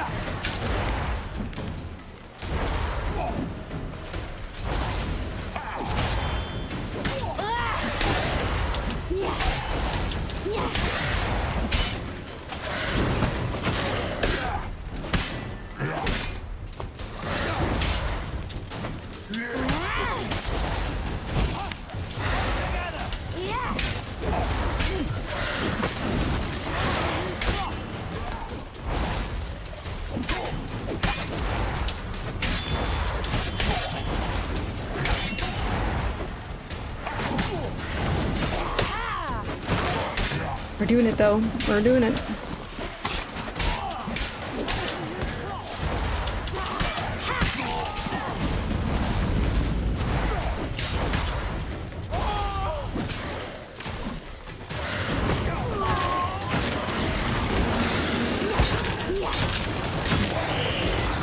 I wish Blink was more powerful. It's...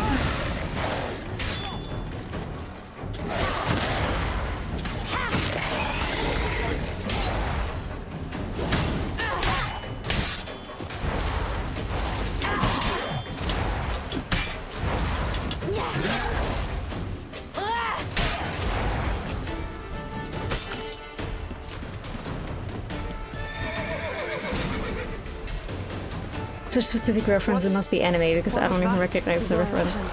Ragnarok? The world's end? No, not yet. But I must go. They're here for me. Get on the horse. I'll show you the way to the rock.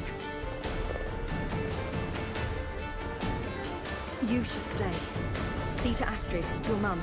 Afterwards. Once I'm sure you'll make it. Let's go! Like, it's very kind of him and all that to show Ciri to where the rock is. But I am not shocked that by Skellige's standards, Skjall basically got, you know, dishonored and his name removed. Because he is like the man of his family, I think. Because like we see the mother and we see the sister, and I don't know where the father is, but he's abandoning his family in the midst of the wild hunt instead of fighting for them. I can see how by Skellige standards that it gets him pretty severely fucked, like, not gonna lie. Faster! Faster! They're catching up! Like, imagine abandoning your mother and your sister to accompany this random girl that just fell from the sky to this rock that she was supposed to go to. I would just tell the girl, like, listen, give the best directions I could. I would just be like, get the hell out of here. It's near the water, there and there, like, just ride and go, you'll find it, it looks like this. But then I would fight for my family, you know? Right, like...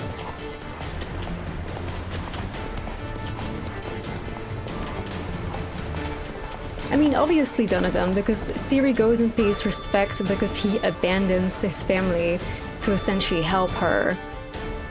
Duh. What?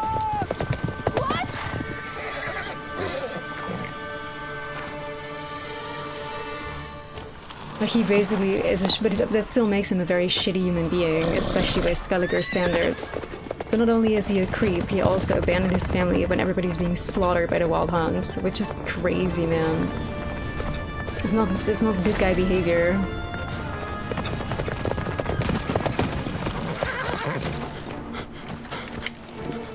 Like, it's nice of him to help Ciri because of our interest in Ciri's well-being, of course. But to abandon your family for like a random guy, a random girl like that is pretty fucked up. Well, I don't think so, Alistair. I don't think she would have died. She probably just would have teleported or blinked herself away from the situation, you know. But she's here in the area because she needs to find Avalak, right? She could have just teleported herself away. She's the lady of time and space. She wouldn't have just died. But I think the reason that Ciri stays and fights the hunt is mostly because obviously she knows the hunt is there for her. So she feels guilty that the village is being attacked by the wild hunts, because it's her responsibility. That's why she doesn't stay in one place for too long.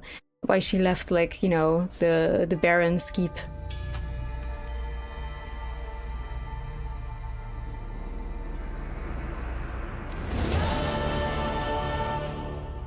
What became And it's of not that like creature? his axe would have, you know, killed the wild hunts, but at least he would have been capable of protecting his family and would have died protecting his family. Instead, he loses his honor, right? Because he abandoned his family for the sake of this random girl that he knew for a day.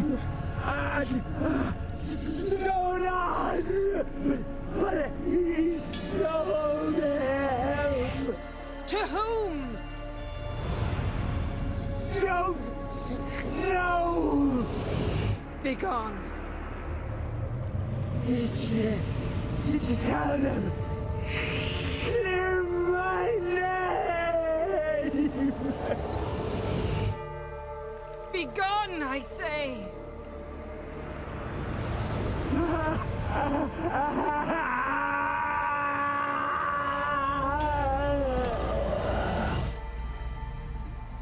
But it's obviously a tragedy, right?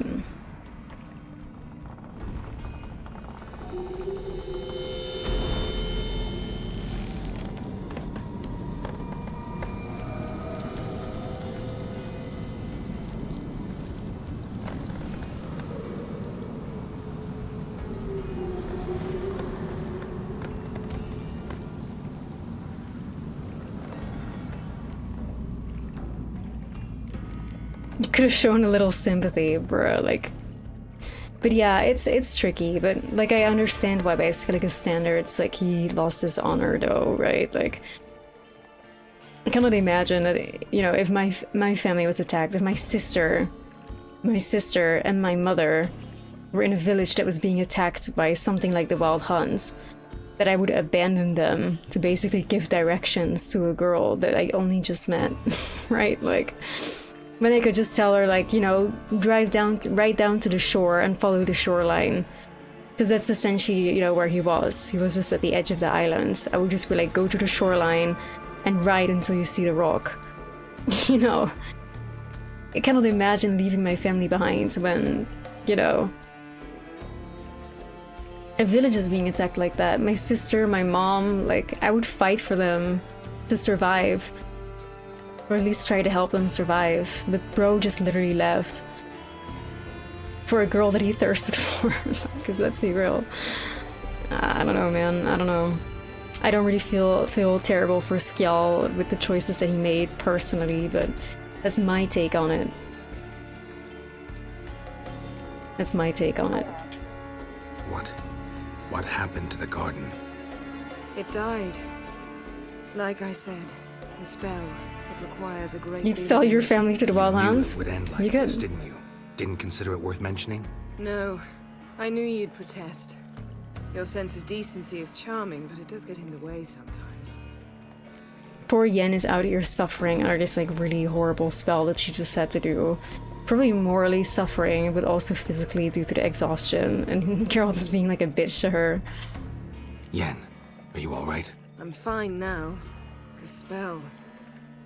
Imagine putting wriggling cockroaches in your mouth, or swimming in manure.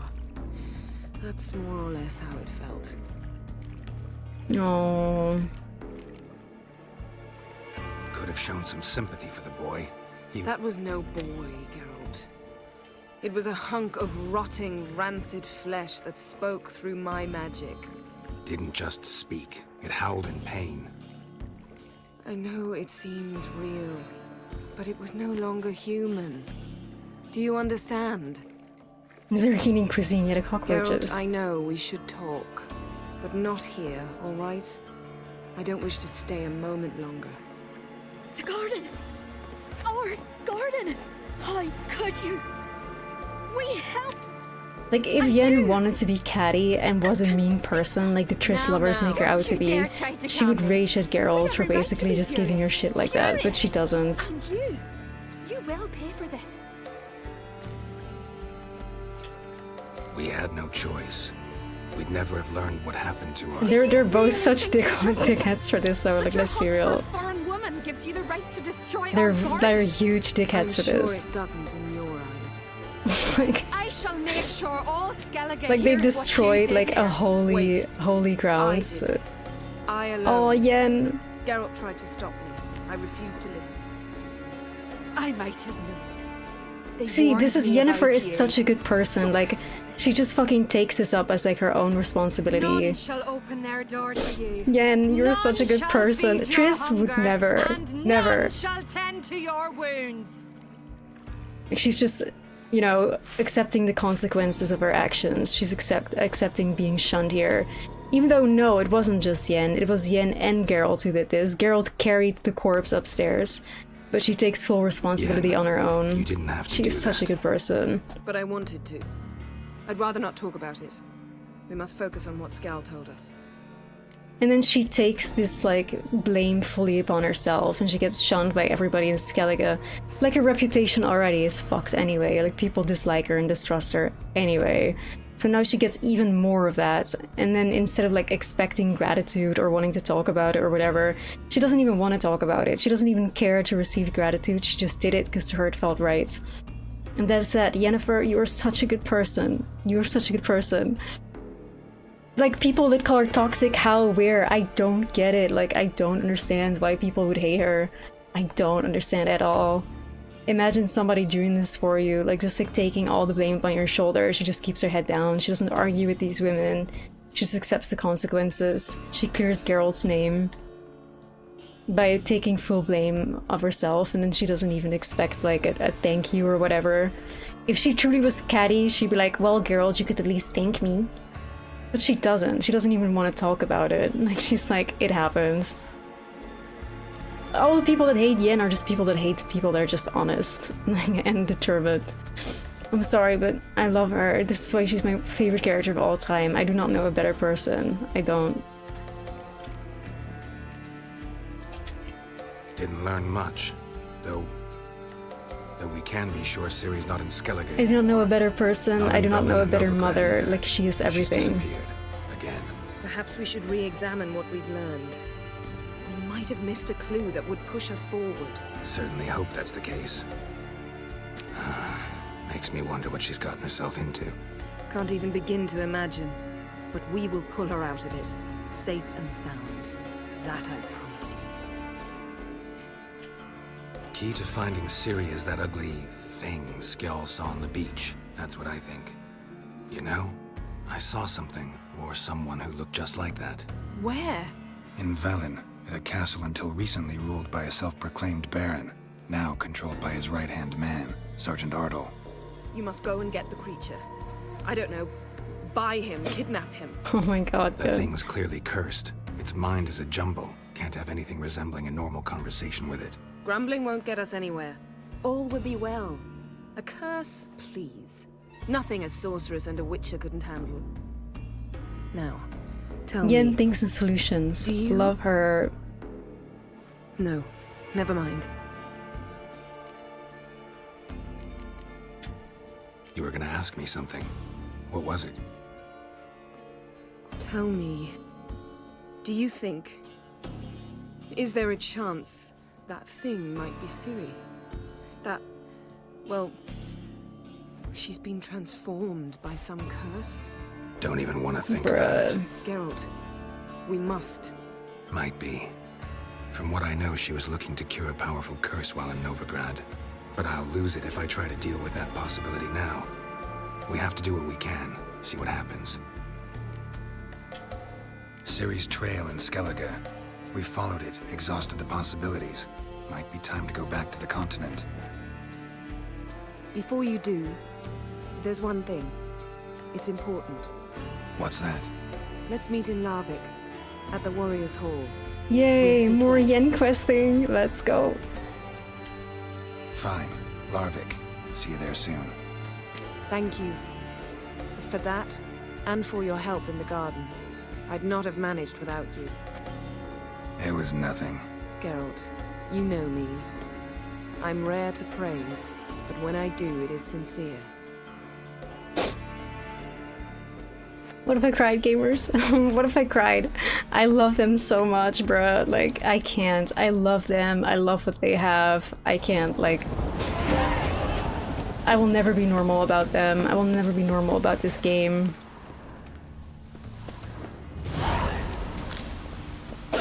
Geralt melted. My heart melted. My heart. My heart.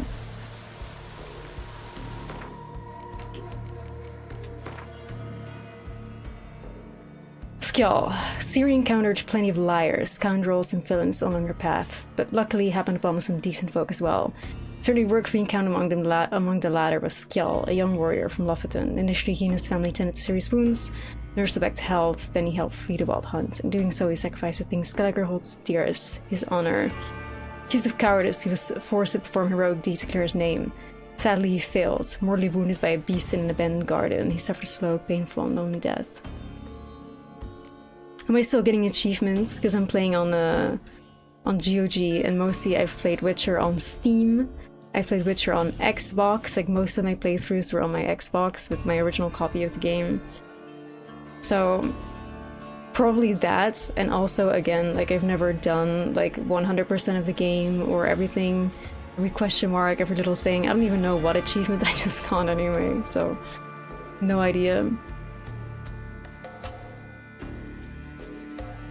When Geralt encountered a misshapen midget at the Bloody Baron's court, he didn't think much of it, yet when he heard a similarly disformed being had washed up on the Skellige shores, in the same boat in which Ciri and her mysterious companion had sailed off shortly prior, he connected the two at once. It was clear this rough-hewn hunk of flesh was the key to finding Cirilla.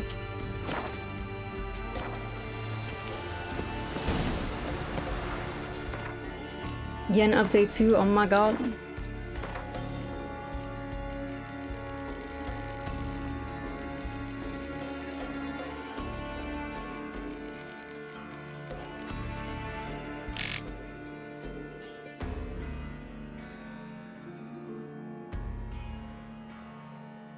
A thick air of repressed hostility reigned during Geralt's time with Yennefer in Skellige. More than once, the sorceress sharply expressed her displeasure, sparing no cutting remark, just like during the best years of their relationship. In the end, however, the Witcher's patience was rewarded, and their expedition to retrieve the Mask of Ouroboros brought the former lovers back together.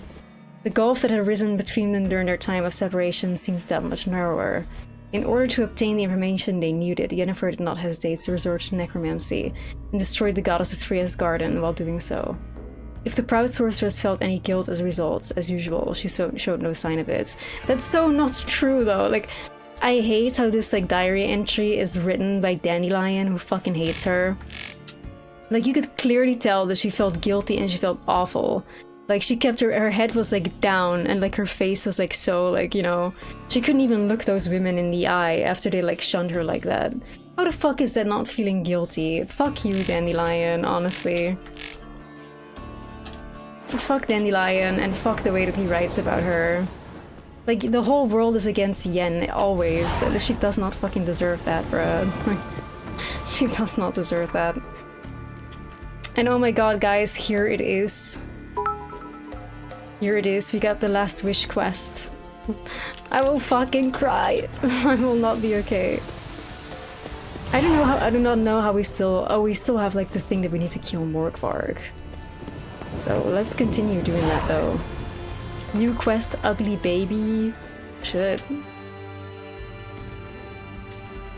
It's all happening now, guys.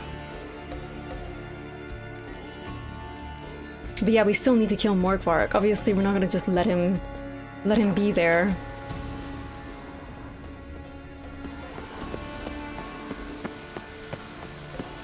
Anyway, Jur, thank you so much for the biddies. Thank you, thank you. So what we're gonna do is we're gonna kill Morgvarg. We might do a few of the races, and then we're getting to the best quest in the whole game. In my opinion, one of the best quests in the whole game, The Last Wish. Ah, get ready gamers, this is legit the best stream ever, period. The best Witcher Wednesday so far. Teacup, thanks for the follow. I'm taking a small break now, a couple minutes, don't go anywhere. More Yen content coming up. As a matter of fact, the best Yen content. So, let's fucking go, man. And BRB, couple minutes.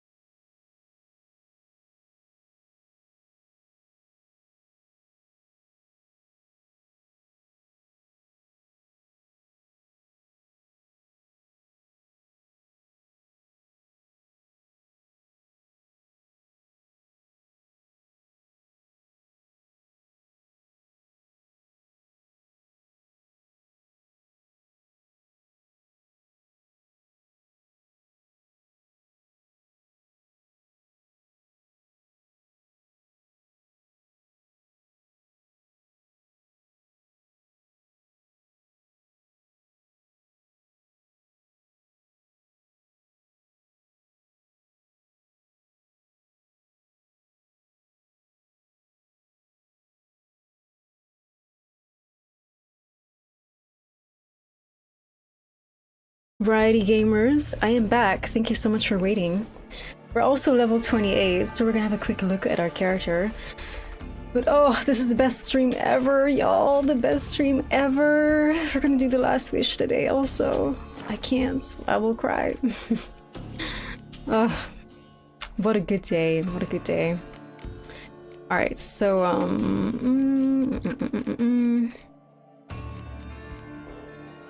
we have 1 point available. I think I want to put it just like in here.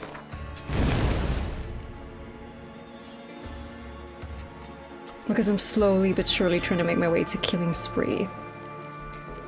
And I think for the phrase slots, I will... Honestly, I'm not gonna lie. Tonight's snack was a cookie. The last wish, Destiny 2 raid, I wish. I don't really need extra vitality. I don't need it, so I think for now I'm just gonna create some more attack power, I think, because we do still have one red one in here. Yeah, let's do that.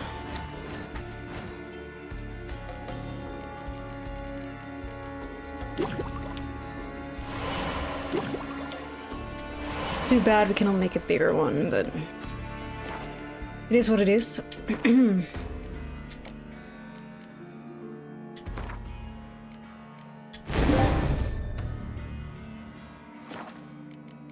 Why am I all of a sudden getting this though? Okay.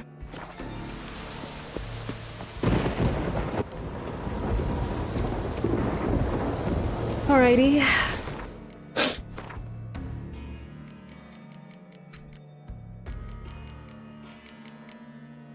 I still have my old copy, like my fucking release copy of The Witcher 3, Xbox One, in which I have the map of the continent, and I'm thinking about hanging it up behind me just for the Witcher streams.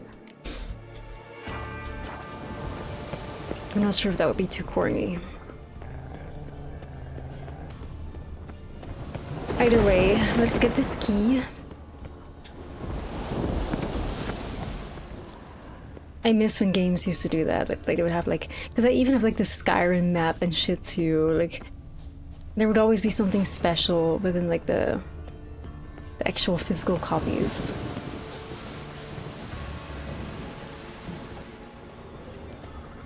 Well, I'm glad you do, Teacup, I'm glad you do.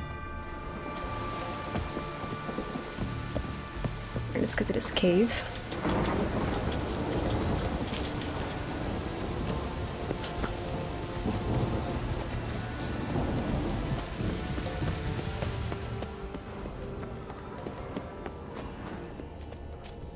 Let's find this key, gamers. Ideal friend. Patient, doesn't mouth off. Show me what you got. And here's all of a sudden another Morgvark. Crazy.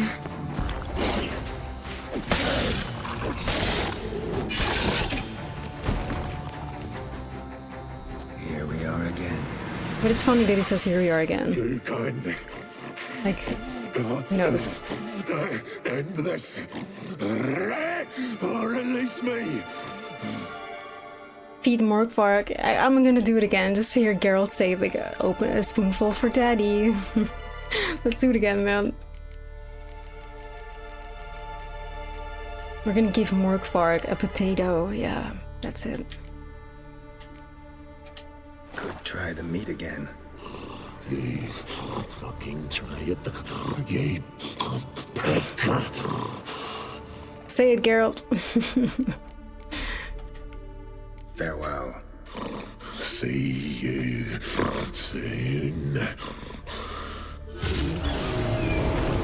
Fuck you, Morgvark. Easy werewolf farm though, goddamn.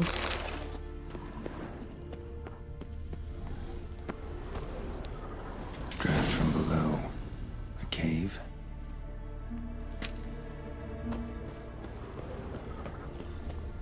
Draft from below.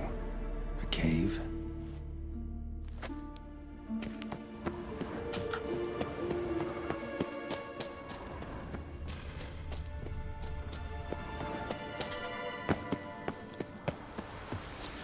It's a lot more empty here without Yen. Sag.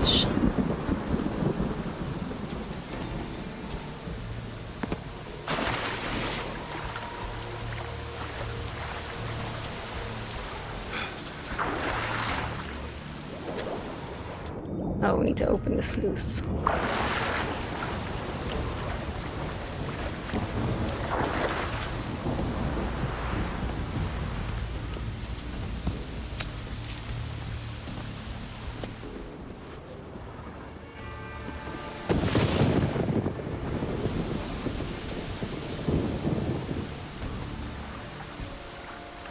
Geralt, use it. He's a little confused, gamers. Use the thing. There we go.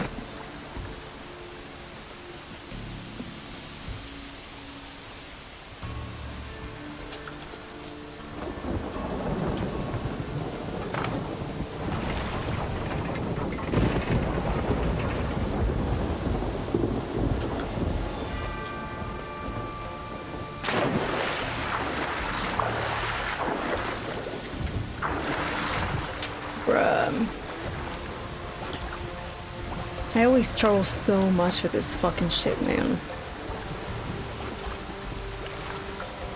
Geralt.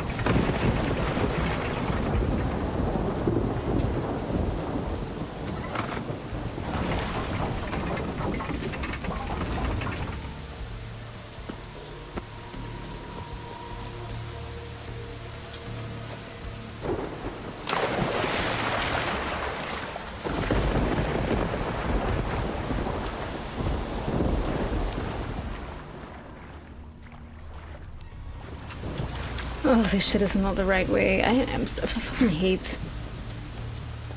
I hate these puzzles.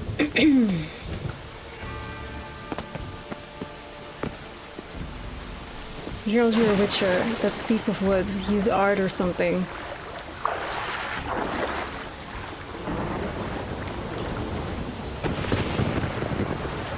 Yeah, for me, like, again, like, last time I've done the Morkvark, honestly, I cannot remember the last time I finished the Morkvark contracts. Again, that must have been one of my big playthroughs, like, about, like, 5 years ago. Because usually, you know, when I just focus on the main story and important quests, I just don't finish off Morkvark. I just, like, you know, I just do the thing with Yen, and then I just leave in wolf's clothing be, and I don't finish the contract, so... The floodgates open, but nothing's happening. Wow, thank you, Captain Obvious.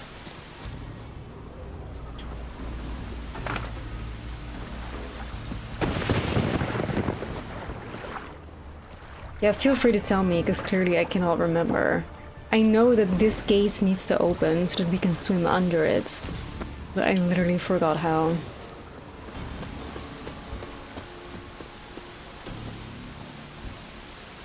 At least I think that was what we have to do. But my memory can betray me.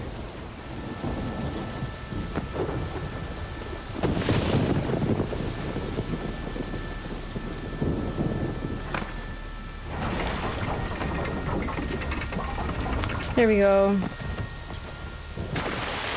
Well, at least I remembered that we had to go under it.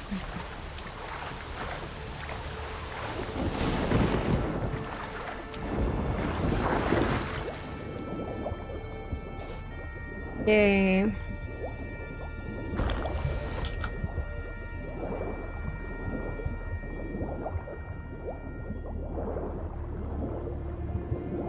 Because Morkvark is such a dickhead, we have to kill him. And also I'm doing 100% in terms of like all quests or whatevers.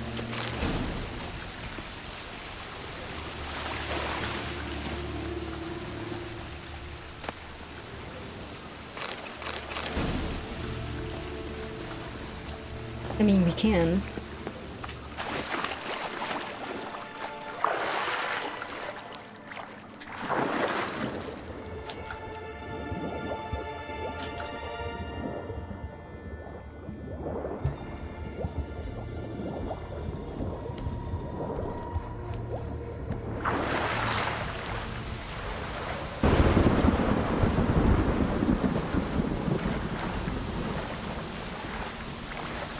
If only Yen could see us now, witchering, you know?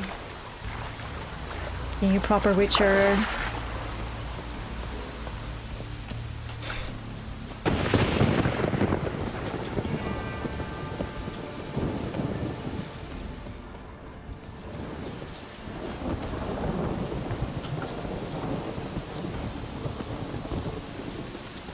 I hate it here. Berkey, what's up? Welcome in. How are you? Here we go.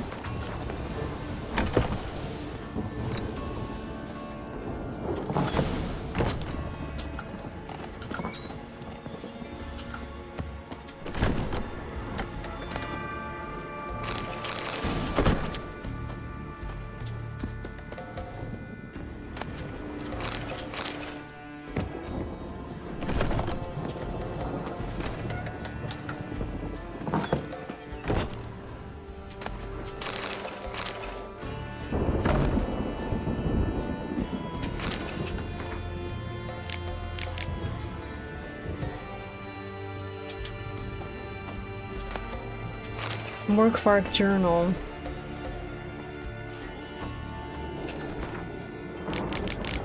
Well, let's read about this motherfucker.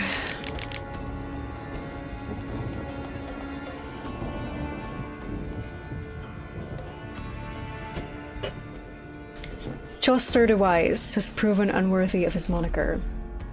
He paid me not to attack his village, and then, pleased at his own cleverness, called off the watch. Never had easier work in my life. We slit the men's throats in their sleep and plowed the women till dawn. Not much loot, but primo entertainment. God, he's so awful, bruh. Oh. Day 26. When we were sailing from Renveig, we heard owls hooting. An ill omen, so I ordered us back to the shore. Puck laughed at how I'm supposed to be so brave, yet I'm feared of the gods. I tossed him overboard with a knife between his ribs, but I could tell I'd lost a bit of respect in the lad's eyes. We'll have to do something to prove I've still got the biggest brick on board. Keep them from getting any stupid ideas. Day 33. Our visit to Hindrasjal is a success. Priestess is dead, monuments smashed, holy tomes burned, meat barrels drained. We divvied up the silver. I took the votives. Norolf's son of Odlake took the basins and spoons. Mon's son Gutvar took the candlesticks and jewelry, while Einar, son of Toradar, forfeited his share out of fear for Freya's wrath. Fine, all the more for us. Tomorrow we'll seal the Speaker Rock. See what the merchants' wenches have brought to market.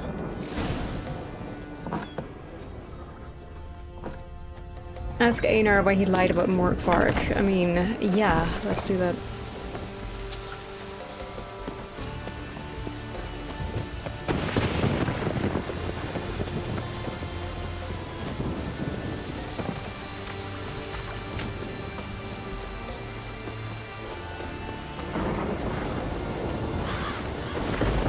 Every single fucking person of the Morkvark crew should be brought to justice. Fuckers.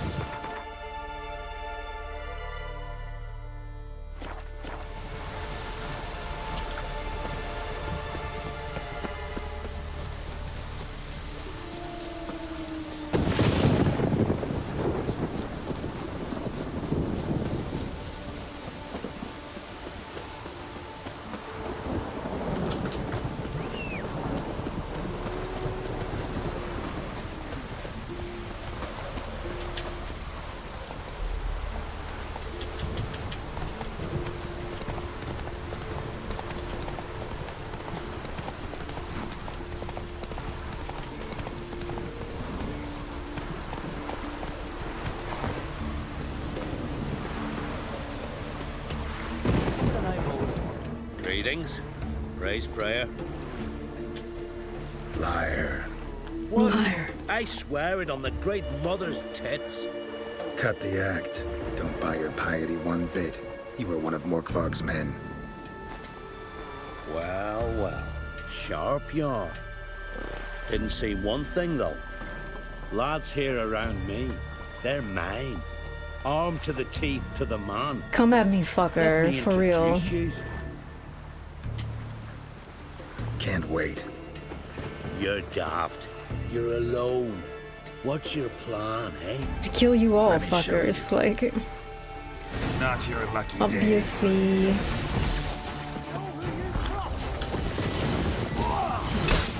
Look, it's Einar even. They're all here, Morkvarg's fucking men.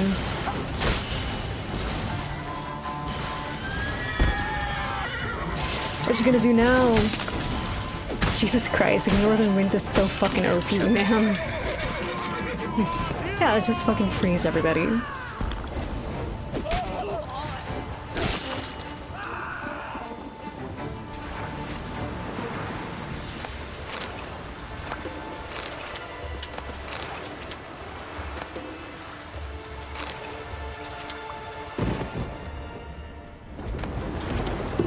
Alright, we did it. Easy. Two more of Morkvarg's crew brought to justice. Yay! Obviously not very good Witcher behavior, but I'm sure Geralt himself is very satisfied with this result.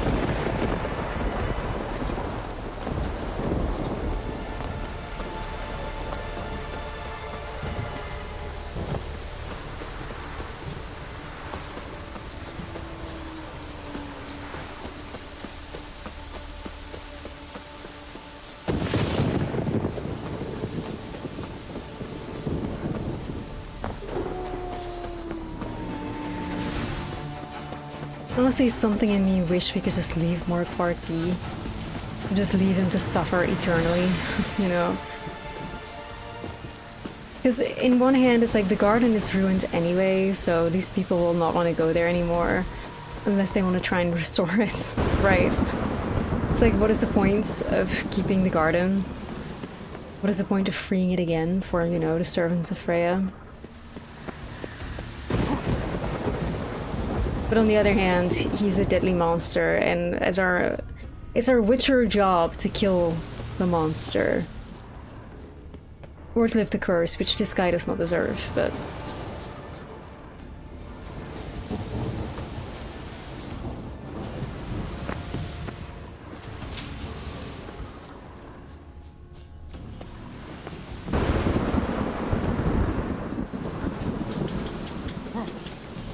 He also doesn't deserve death, because death would be relief. Regardless, we have to kill him, because, you know, we're a Witcher.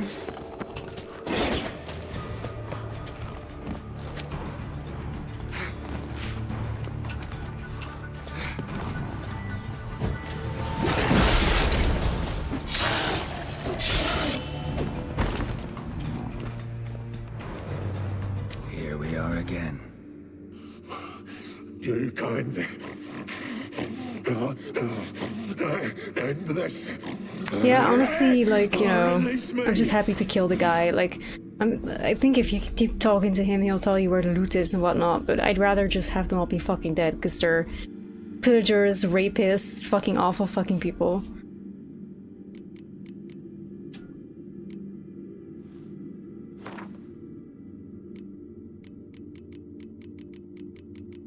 Fuck that noise. We have enough loot, enough money anyway.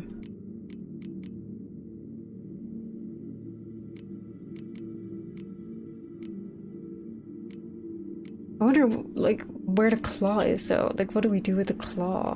Do we just loot it? Because it's not... We'll just feed him his flesh.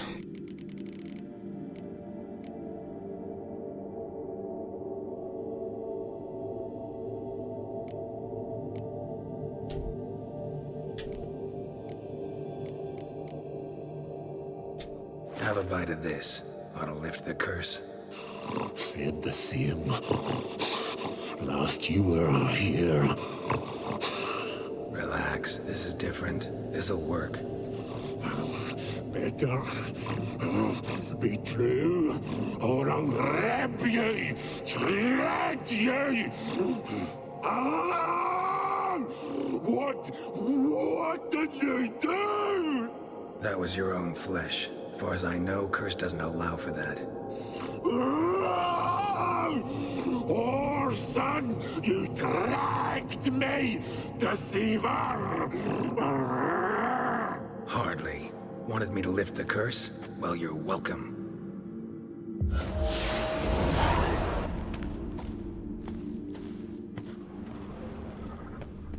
Yay! I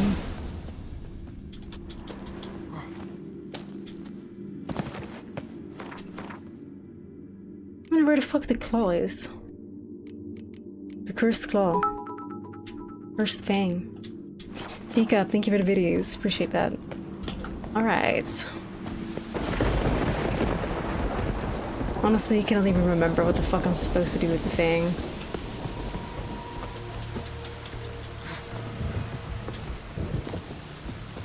I have a vague memory that it's like the alternative way to like cure the curse.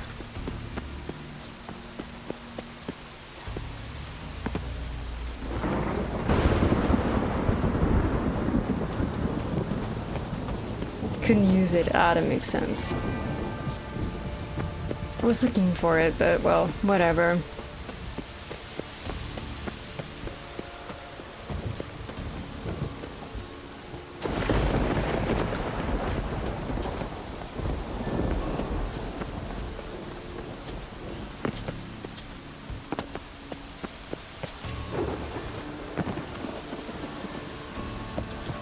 Contract's done. GG. Morkvarg dealt with. Roach nowhere to be found.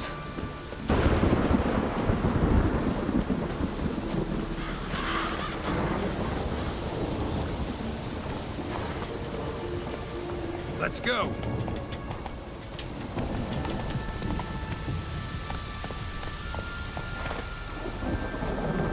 With us one more week, Carisu. I know you feel better. You grant us love. Greetings. What may I help you with this time? Morkvarg, got a few more questions.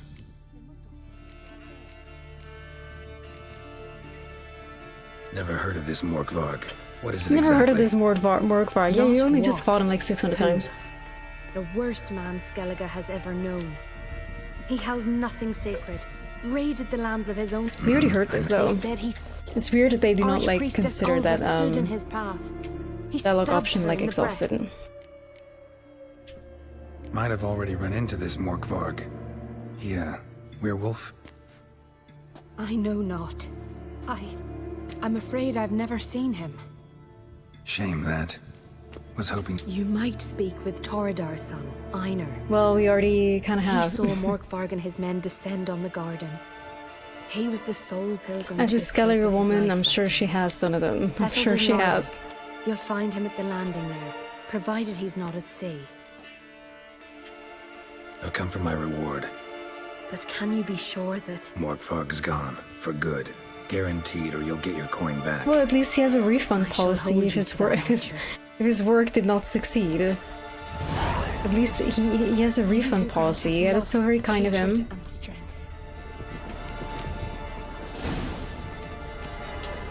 Why does the god... Brought myself? You do not worship Freya. No, but I respect those that do, including her priestesses. This does you credit, but is meaningless as well. For Freya rewards and punishes those of other faiths and infidels as she does her own. Worship her and it will help, though it will settle nothing. What do you need? Gwent? Do you play Gwent? Mind if I have a look at your wares? Pretty crappy alchemists, goddamn.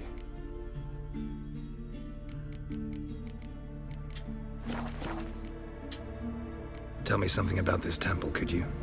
It happened once that Freya lost her favorite white cat. She scoured the Isles and finally found him here. Freya's heart filled with joy, and she blessed this place.